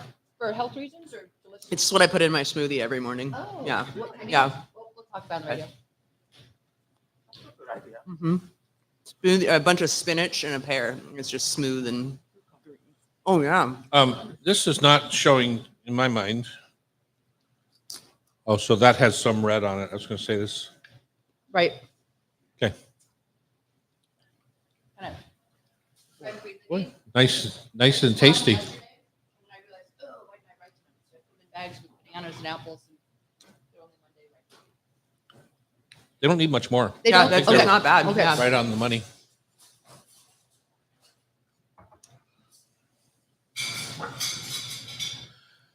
All right, here we are. Time for a Hot Stove Society tasting panel. My name is Tom Douglas. And I'm Bridget Charters. We're joined by Chef Brittany Bartoleben from Hotcakes Dessert Restaurants and Hotcakes Molten Chocolate Cakes you can find in your local grocery store. Becky, what do we have in front of us here for our tasting panel today? We have new crop Washington, Oregon pears. Okay. They just look so beautiful in the stores, and now is the time to get them. I tried a couple of weeks ago and they weren't in yet. They weren't in yet. Yeah. Yeah. I think there's so many beautiful varieties. I was at the local PCC and I brought in Anjou, Bartlett, Red Bartlett, Bosque, and Star Crimson. Am I missing anything that you usually have in a season? Not really. I'm not a big Asian pear person Right. because I don't think they have a whole lot of flavor. Yeah. So I'm The Comise. Comies, yeah. It's like apples. You can't keep up. There's Right. so many. Well, yeah. exactly. Yeah. But a couple fun facts is that pears are Washington's third most valuable tree fruit and Oregon's top fruit crop. It's actually their state emblem is the pear. And so between Washington and Oregon, we supply most of the pears. That's amazing. I just drove through the entire state of Oregon, going down to Bandon Dunes Golf Course. Did You you, know- go through Hood River and that area? Nope, Fruit no, Loop? that's the Okay. east side of the state Okay, where okay. Bend is and Black Butte. Right? So I went down I-5 corridor And what'd you then see? cut over to the ocean down by Eugene. Oh, I saw so many hazelnut trees. Oh, yeah. Hazelnut Yeah. crazy. Yeah. And it made me feel like I was up in that Torino area of Italy where they Yeah. make small trees. Noisette Nutella, Ferrone. right? Nutella. Just- Yeah. Yes. Gianduja. yeah, Ferrero Rocher, Mhm. all that thing. So, Mm. but yeah, and so much agriculture along that corridor, which is really nice to Yeah. see. And hazelnut pairs so well with pears. Yes, it does. They're all Yeah. symbiotic and Mhm. little I blue agree. cheese, but we'll get there. All right. So, you want me to go first? Yes, please. All right. So on my tasting list, one of the things about the pears is it's clear to me, as we discussed in the opening of the show, that you either are a crisp pear person Mhm. or you're a soft pear person. You like them like on the more ripe side, So I think I know what you're going to say. but you don't, because I thought the crispiest pear, which was to me the number 3 pear, which is the red Bartlett, is also the least flavorful. Agreed. And But I I'm not think it was- sure if that's the pear or if that's the ripeness. I Do think you have it's a- the ripeness. I Okay. feel like it's the ripeness because it should have a little more flavor. It's supposed to be red and it has a lot of green on it. So I think you're right on that. Yeah, I don't know. Honestly, I thought the other 4 pears were delightful in different classic pear flavors, but my favorite was the last one, which was the red what? Crimson, Red crimson. That's just the name of it, red crimson. red crimson. And that Yeah. was my guess. And it was perfectly right, perfectly. Yeah. but too mushy. So that's too mushy for you. Yeah. 'Cause to me, it's perfect. I love that texture. The number 3, the red Bartlett, the texture was too grainy. I love that. Uh-huh. I do too. Oh, well Yeah. then, that's what's fun about these tastings is there's no You right love or the wrong. red Bartlett? Is that what you said? No, I didn't. But I Oh. have no problem with the graininess. I love pears, and so Uh-huh. I like all varieties. It just depends on what I'm doing with it. So And is it true you eat a pear every day? I eat a pear every day. Yeah, in my smoothie every morning. Do you have a pear tree in your yard? I do not. Because they grow Really? really well Yeah. here. And Yeah. our neighbors next door have a pear tree and Do you leave any for boxes them? Question and is, boxes. Do they have a partridge? At Christmas. No No, partridges. Lots of birds in the neighborhood, Okay. but Brittany, what one did you like best? I agree. I think the 5-star crimson was really delicious. The Bartlett, the regular Bartlett, was also pretty spot Yes. on. Mhm. And I do love a Bosque pear. yeah. I think they just have a really interesting kind of floral flavor to them. And I also agree. I thought the red Bartlett was the least delicious, but it definitely tasted not ripe yet. Yeah. So yeah, Right. When you go, let's go back to the Bosque for a Mhm. second, because that's the pear I cook with the most. yeah, Because it really holds up to a poached pear Yes. scenario, Yeah. red wine, Right. spiced red Yeah. wine, whatever it is, pear salad, roasted Mhm. for pear salad, little chev, Mhm. hazelnuts, blah blah blah. When you cook with a pear, are you cooking savory or only desserts? Usually only dessert. I very rarely do pears in a savory setting, and I agree with you. Bosque is my favorite poaching. The Anjou also Mhm. holds up really well to poaching. If I'm just eating a pear, a perfectly ripe Bartlett pear, Yeah. I mean, it doesn't get any better than that. You're right. But they are a little, they can be a bit finicky with poaching because I mean they have a tiny window, and then once they're Right. too ripe, they're done. They'll turn brown when they're poaching, but they make a beautiful pear butter. Yeah. Oh, that's For my sure. favorite. Yeah. So do your mushy pears go in your smoothie then in the morning? Yeah, yeah. It's great, and I'm not super picky about my smoothie pears. They just need to be ripe. It gets blended into nothing. So Peel? yeah, right. Yeah. Peel or not peeled? Peeled or no peel or with peel. Sorry. Oh, even I better. Yeah, I'm too Yeah. lazy for. This is good for you. Yeah, all the good stuff's in the peel. Yeah, Except for the little sticker. I am not gonna lie. I've definitely forgotten to remove that and been drinking my smoothie and pulled out a piece of plastic. Yeah. Yeah.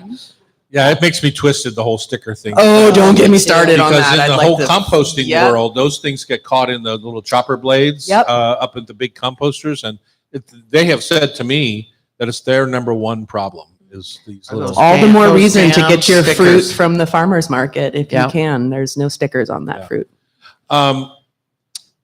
I forgot. I know what I was going to ask you. We had probably our most popular dessert on the Dahlia Lounge menu for many, many years was our Anjou pear tart, So good. which Oh, I remember believe that. you were in I charge brought that when that. back. Yeah. Oh, you Yeah. brought it back. It or you went took away it off? for years, and for Was some it- I reason. think Garrett took it off because it wasn't a It wasn't Garrett his. dessert. Oh, I'm sorry. Is it too delicious? Yes, exactly. So we made that with a little puff pastry, a little almond, Almond marzipan cream, basically. and Yeah. then put the poached pear on top and roasted it.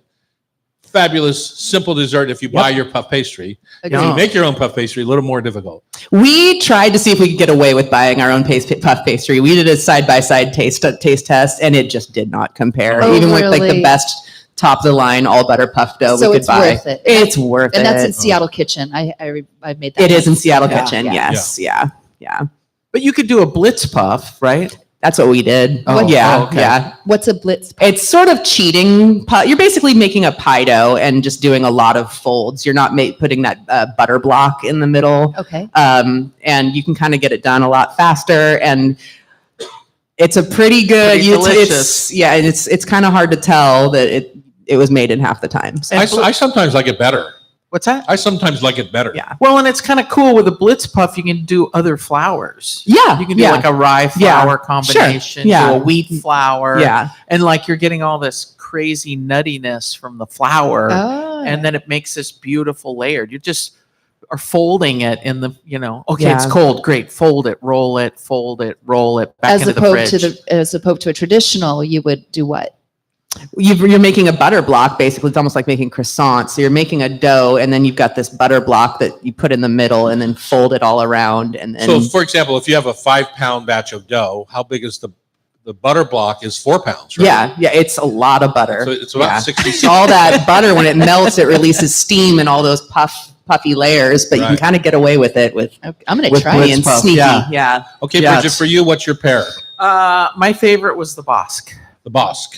I mean, I gotta say, I love the flavor of the Star Crimson, and nice job, Becky. That was perfectly right. Thank you. I did love the Danjou. The Danjou wasn't quite ripe, so it didn't quite have enough flavor. But I love the Danjou or the. Here's the firmer thing on the pears. Bosque that you really liked. You just bought that yesterday, right? Correct. To find a Bosque this ripe, and even though you put it with the banana last night, I get it, but Mhm. this Bosque is perfect. And that's hard to find in a grocery store. Yeah. Kirkland PCC, run on over.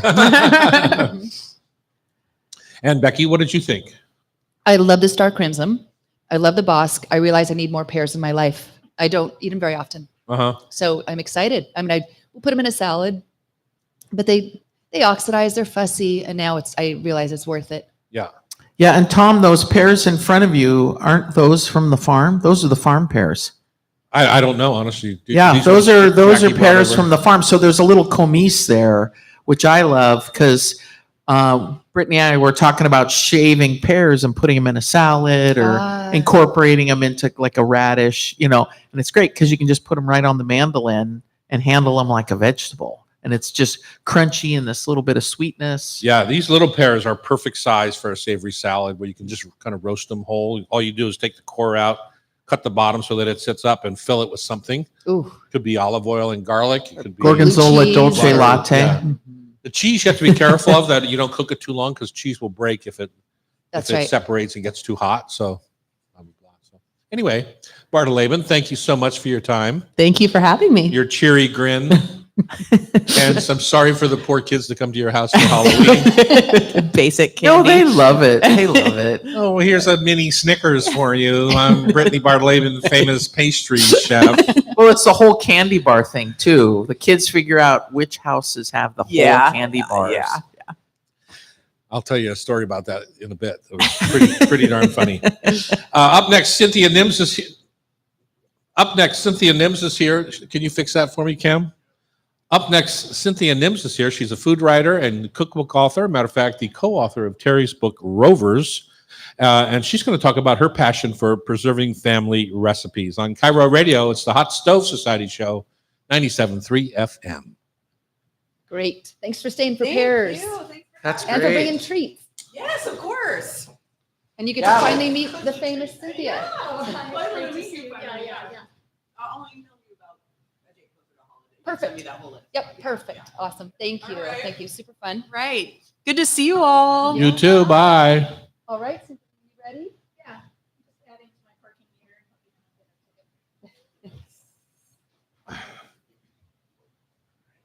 Feel sorry for all you people who live by the parking meter gods. Where do you park? I park wherever I want. Yeah, and then just cost average over the year. Guerrilla parking techniques. See y'all I- later. Bye. I cheat. I go in and I say, Yeah. so I pay.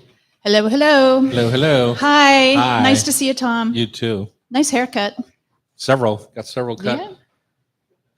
Hair. Last year, I put out. We had to go out for dinner because Halloween is our anniversary. Oh. Really? So we wanted to go out for dinner. So we put out the last of our Halloween candy on a tray kind of out front, so kids could help themselves. Jackie's car has a video monitor. We put about 24 bars out That's there. the best. And the first kids that came up was a couple of teenage girls. We just looked at the car video. They looked around, looked to make sure nobody was looking, and then took the whole tray, dumped all 25 candy bars into their pillowcase. They must have been 14 or 15 years old. Wow. What's the definition of integrity? When you do things, I don't know that. Oh, you know what I'm that's saying? that's awesome. There's no I'm integrity at that age. guilty of that. Really? These around, folks count that lived up the hill from us had put out a giant metal mixing bowl. Like it was a commercial bowl. Like this is ages ago. I think I was about 10 or 12 Uh-huh. and there were Hershey bars in there. But like 20 plus. Yeah. So we took all of them, but we left about 5. Yeah. To heat them up. There you go. I got no problem with it. I put them out. So I have a book here, Treasured Recipes from Seattle. I was going to show this to Cynthia. Wonder if I have I may have laid my eyes on that before Women's- like at the library, I think. I'm Women's University Club. it looks, yeah, I think I have seen that. I am I don't know that I'm I'll just show so this to you. in love with every example of a heritage older recipes and the collections and the handwriting and stop talking. Okay. I mean, wait, keep that. That's good. Keep that thought. So hard. Well, you've seen my little sign up here. Yeah. Welcome back. It's time to talk cookbooks here in the Hot Stove Society kitchen. It's getting to be the holidays, and the two biggest cookbook holidays of the year are Christmas And and Mother's Day. Yeah. Exactly. Oh, I didn't know that. Cynthia Nims is here. She's written her fair share of cookbooks, and probably like me has walked into some used cookbook stores and found our books on the pile, Oh, yeah. Sure. Yeah. half price or less. And that's how we found a bunch of Terry's books. As we did his celebration over the last year, people were finding them on Amazon and all kinds of places. Anyway, you've written your fair share of cookbooks, and now you are here to discuss your passion for kind of heritage recipes Yeah. and books. Absolutely, yes. So this is a part of my life that it's where sort of my personal life and my professional life have started to meld in the last few years. It was like 5 years ago, I was asked to speak at an event. It was right around the holidays. It was right around November, and the theme was about sort of family and recipes and heritage, and it was just so touching to see how people respond to even just the idea of remembering the recipes that mean a lot to their family, the things that are always cooked every Thanksgiving, every holiday, every birthday, and the stories that are attached to that, and how much sort of nostalgia and tradition comes out. And it was super touching. It was a really great experience. And then it just started this momentum for me to think more about helping other people have those experiences, make sure folks are taking the time to collect the recipes if they haven't yet, the things that they know they can count on being on the Thanksgiving table, but have you gotten the recipe for that cool salad that your aunt always brings? And just take the time to do it while you can talk to the person, while you can get the notes and the story behind it, and just to help folks appreciate the value of those recipes and to not take for granted that you're always going to have that person to cook it for you or that recipe available to you to make it again later, and to have things to pass along to the next generations as well. And so I've just sort of been building on that momentum. I developed a workshop that I teach that's a couple of hours part writing and part just, me lecturing about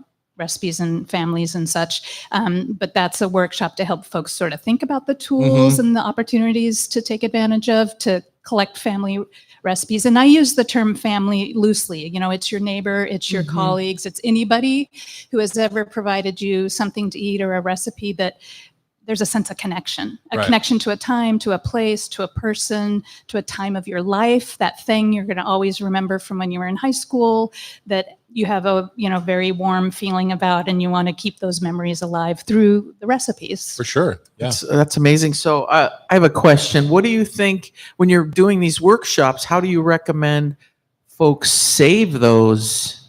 Because Like what form is it going to take? yeah, I was just, as you were saying that, I was like, oh yeah. Like my mom has a few recipes, they're on little cards, but then like, for What do you do example, with I got an article out of Sunset Magazine.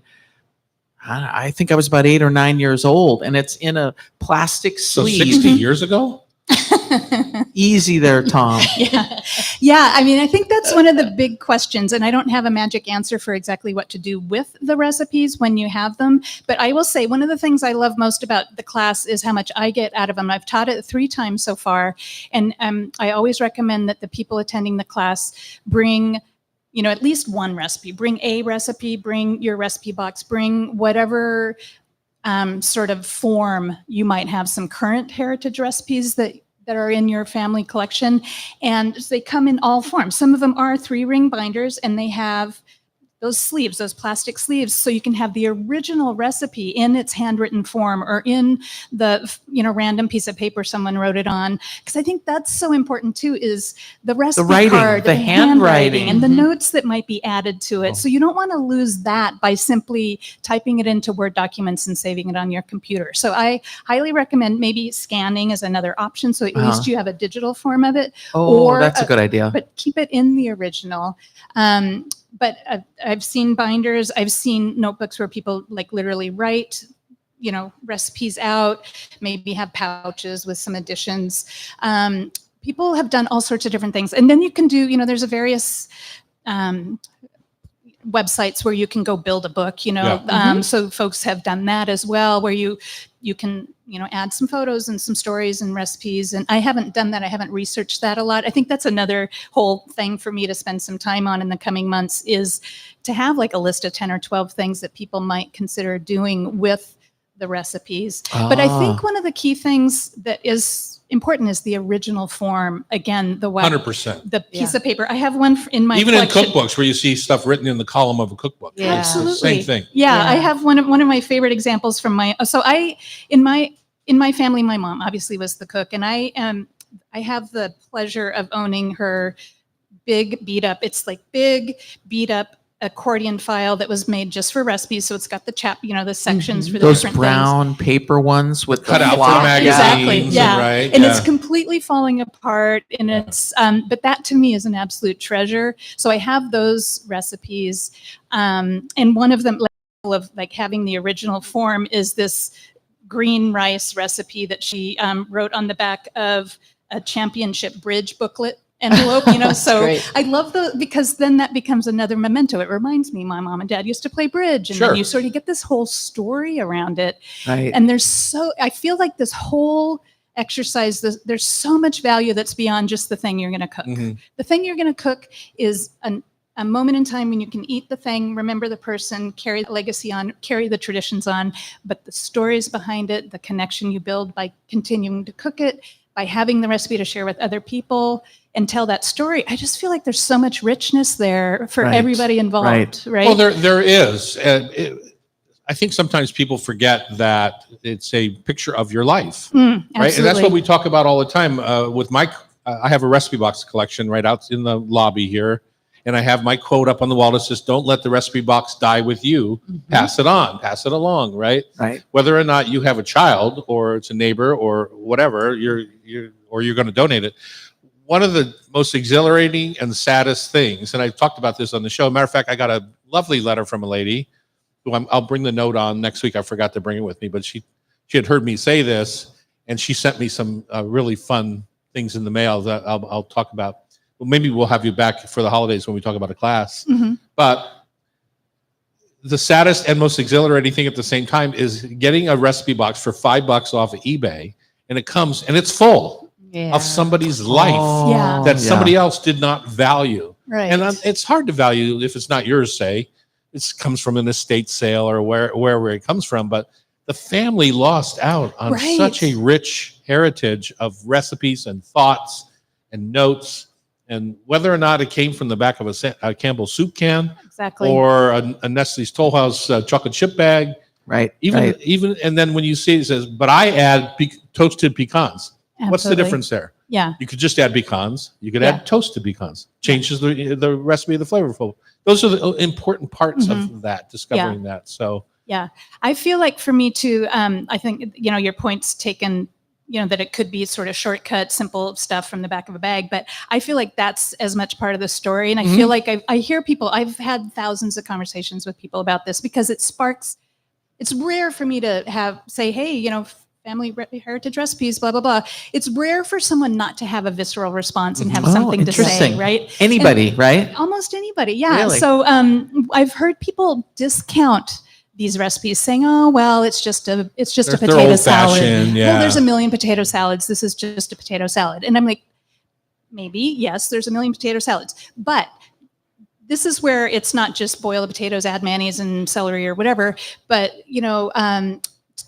there is some story. It was always served at what kind of an event? What kind of people were usually around the table? There is still a story to be had there, even if it is something that seems very everyday. And like even you talking about the acorn squash. Yeah. I mean, that's the revelation there was, the nice idea of, start it upside down with some water. That's a twist and a different thing. But even if someone just had a basic baked acorn squash, don't discount that as being something that's part of your family tradition and worth sharing. yeah. Right. Well, you're inspiring me. I lost my mom almost 2 years ago, but coming to a family party, I'm going to pull out some of our old classic cookies and try to honor her for the next generation. Mhm. And it's just a nice way to think about someone. Yeah, these are the favorites that my mom cooked. That and I blah, blah, grew up blah. with, I And this love, is what yeah. I did to them because she didn't like it spicy, so I added a little Tabasco Miso. or miso or whatever, Yeah. however you adjusted it. But to keep that tradition of moving that recipe along is kind of fun too. And just talking about the Absolutely. people, the legacy of the effort, Absolutely. I think is really beautiful. Yeah. Well, and the thing that's tricky is we boomers, Tom, we boomers are getting stuff from our parents and our spouses' parents. So it's a lot of cookbooks. It's You mean as they pass, you mean? as they pass, Yeah. yeah. And so friends, I showed Cynthia this book. It's from the Women's University Club in Seattle, and I think it's from the 20s or Uh-huh. 30s.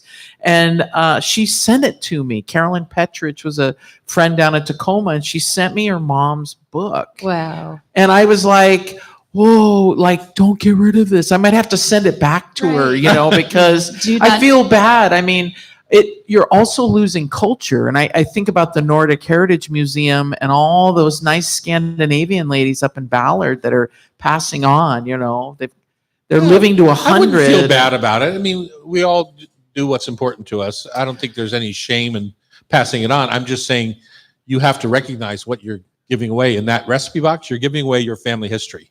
Right. And that's something I don't think people think about before they sell it for $3 or $5 or whatever it is. Or give it away for free at Yeah. Goodwill. Yeah. Yeah. Okay, Cynthia, thank you. Are you going to stay and do a little trivia with us? I sure am, I think, right? Did you want to talk about, you've got an upcoming Oh, workshop yeah, if people want to participate? Yeah, I do have one coming up in a couple of weeks at the Sammamish Library. Mhm. It's a Saturday afternoon, November 9th, 4 to 5:30. So you can go check out either the Facebook page or the website for the Sammamish Library as part of the King County Library System and find info there if you want to join that particular Thank you. class. That's great. Perfect. Great. Look forward to that. Seafoodsavvy.substack.com is your website. That's my newsletter. Yeah, my That's your seafood newsletter. newsletter for all the All right. seafood lovers out there. Exactly. All right, Tasty Trivia coming right up on 97.3 FM. Sorry, I meant to prompt that earlier. Yeah, thanks. I forgot to. It went fast. Well, it's, Yeah. you're I so, could talk but about you're that so for passionate about it, hours. and it's just clear, and it just gets you thinking. Hours That's and great. hours.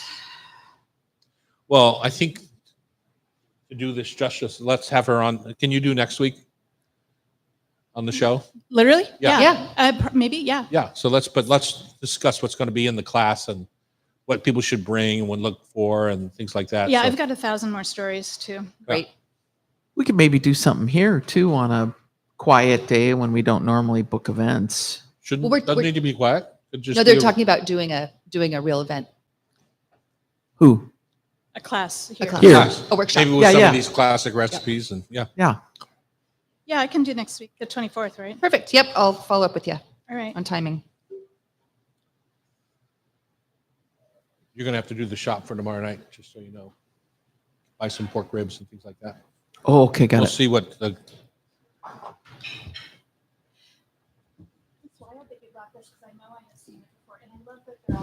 They're all handwritten recipes. That handwriting's amazing. There's a few that I'm like, okay, that's my handwriting. This is all right, what- we're back here in the kitchen on the Rub with Love. All right, back here at the Hot Stove Society kitchen, we have our food for thought tasty trivia. Hey, everybody, we're back here in the Hot Stove Society Yay. kitchen on Cairo. It's time for Rub with Love food for thought tasty trivia. Rub with Love is here to help with those quick weeknight meals. Our seasonings are easy to use, versatile, and a delicious way to feed your hungry family. Pick up some locally at any of the 10 locations of Met Market, QFC, PCC, Whole Foods, Thriftway, Hagen, or Town and Country Markets, amongst many, many more, including butcher shops. And Yep. I even see right them here at the around. Hot Stove, you can Yeah. buy them. Becky, we're going to play our trivia game. How do we play and who's going to win? Me. Okay, we'll see about that one. Well, we've got lovely Cynthia Nims here as contestant number 2, and each of you will get 5 questions, and the winner wins a stroll in the gift shop for 3 spice blends of Rub with Love. So there we go. Okay, to celebrate the 10th anniversary of New York Times cooking app, they've just released a list of their 25 greatest hits. Each one of your first questions will challenge you to identify a dish from that list. Bridget's smiling because she read the piece. Yeah, it was right after Food Lovers, though. I was kind of tired when I Well, was reading let's start Okay. with Bridget and see how you're going to do. All right. Which popular West African one-pot dish consists of rice cooked in a flavorful tomato-based sauce with spices, onions, peppers, and often includes vegetables and proteins like chicken or beef, and is a staple in countries such as Nigeria, Ghana, and Senegal? And you're shaking your head. No, I love this dish. What is it? I can't remember. Starts with a C. There are 2 L's in there. Is it Collop? Jollof rice. Jollof. Jollop. Like Yeah. O-F. O-F. Sorry Jollof. on that one. Yeah, Jollof rice. Yep. Tom's smiling over there. No, Why because- wasn't Well, that I the was just waiting for Becky to give it to you because Nope. you know she's. I was hoping it was She's very mul- nice that way. I was hoping it was multiple guests. Yeah. Okay, number 2. The starch tapioca used in baking bubble tea pearls, thickening soups, and gluten-free baking comes from what plant? Cassava. You got Cassava it. root. Awesome, nailed it. Number 3 is multiple choice. Is a caper cart A, an AI-powered smart shopping cart, B, a new salad dressing by Newman's Own, or is caper cart a traditional brining tool used in the delicate process of curing capers? I'm guessing it's C. It's a guess. it's Or it's actually- one. Is it one? Yeah, it's an AI-powered smart shopping cart by Instacart that automatically recognizes items, tracks real-time totals, and allows cashier-free checkout. I'm Haven't seen it around here, but it's all I'm across North channeling America. Terry on this. Number I thought it had to do with Batman. oh, that would work. Number 4, when making dumpling dough, what is the ingredient that gives it that subtle sweetness and chew? And Yen V. Pham of Fobach taught us this trick last week at Food Lovers. It's one little ingredient that just gives it that sweetness and chew. It's a half a teaspoon of this to 2.5 cups of flour. Sugar? No, it's baking soda. Oh. Baking soda. Okay, I'm stumping her this week. It was Okay. it was a 10-hour day. You were I busy. mean, you like, weren't listening. Okay. I learned was. a I lot. remember it now, but like I thought that was a great tip. we were moving at the speed of light that Yes, day. yes. Okay, go ahead. Final question. What is shokupan? And would you like options? It's bread. Yes, it is a Japanese milk bread. Okay, 2 out of 5. Woohoo! Woohoo. Cynthia's happy. Well, I don't know. All right. Based on She's those scared. questions, they're going to be No. hard this week. Yeah. Well, we'll start with your question from the New York Times cooking app top 25 list. Okay. Yeah. Which traditional Italian meat braised sauce, originally from the city of Bologna, is made with ingredients like ground beef or pork, onions, carrots, celery, tomatoes, wine, and sometimes milk or cream, and is commonly served over pasta? Bolognese. You that's got such it. a hard question. Well, I knew you would have gotten that one. And it was Marcella Hazan's recipe was featured in this. Almost 24,000 five-star ratings. Classic. All right. Number 2 is nappe, Nappe, with an accent. Nappe. Hmm. A cooking term, a pasta shape, or a type of fish.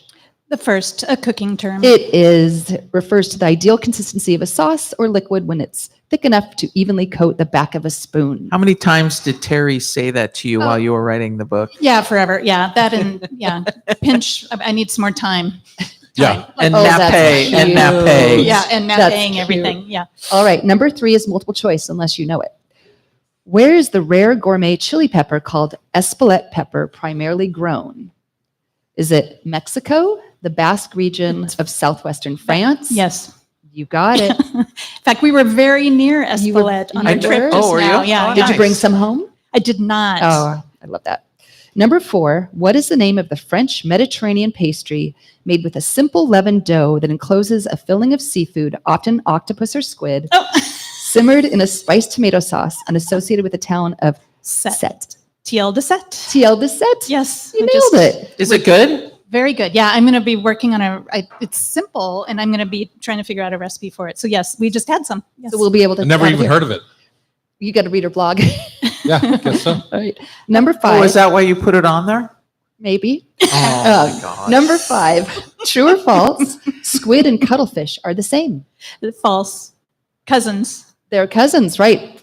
They're closely Cephalopod. related. The squid is sleek, torpedo-shaped, and fast-moving, where the cuttlefish is thicker, more chillax, and just bobs around the ocean. Yeah, It we is saw. delicious. That's why I always tell Jackie I'm her You're, cuttlefish. oh, I like it. You want a little cuddle?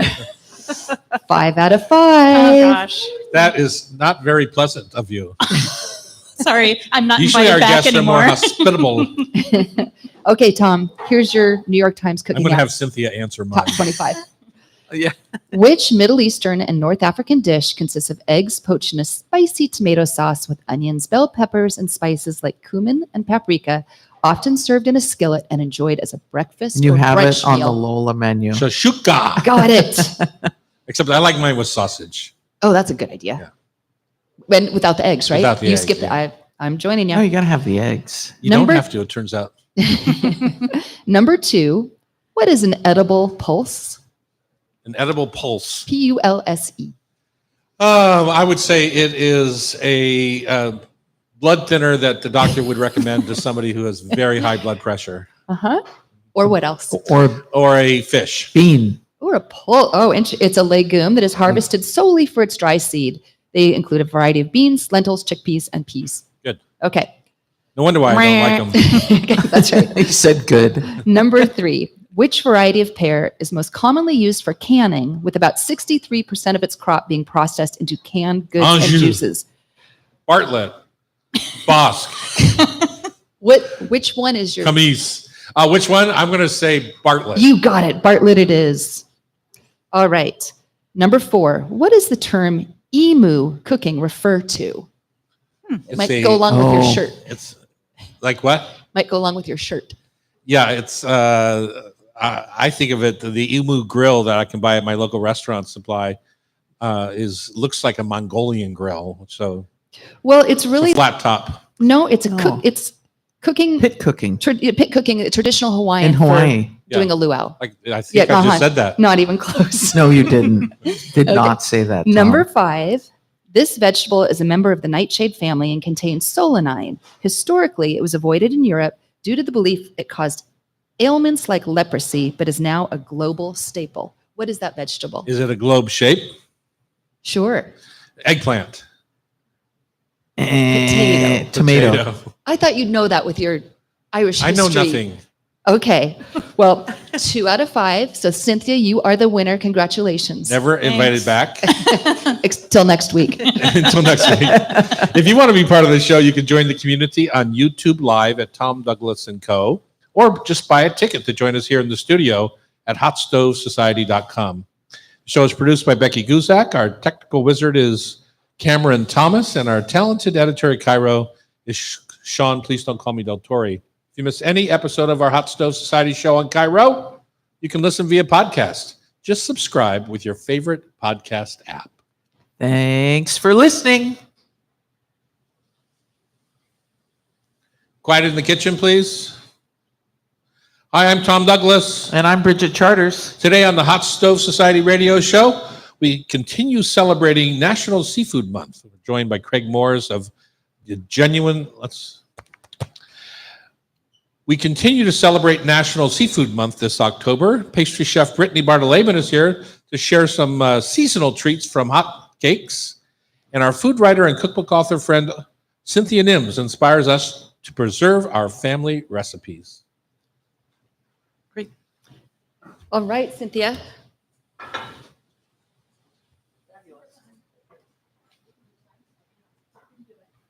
Oh, yeah, sure. Actually, not on Thursday. Okay, so, what's your place? No, Thursday. Ingredients? So, Um, peanut butter.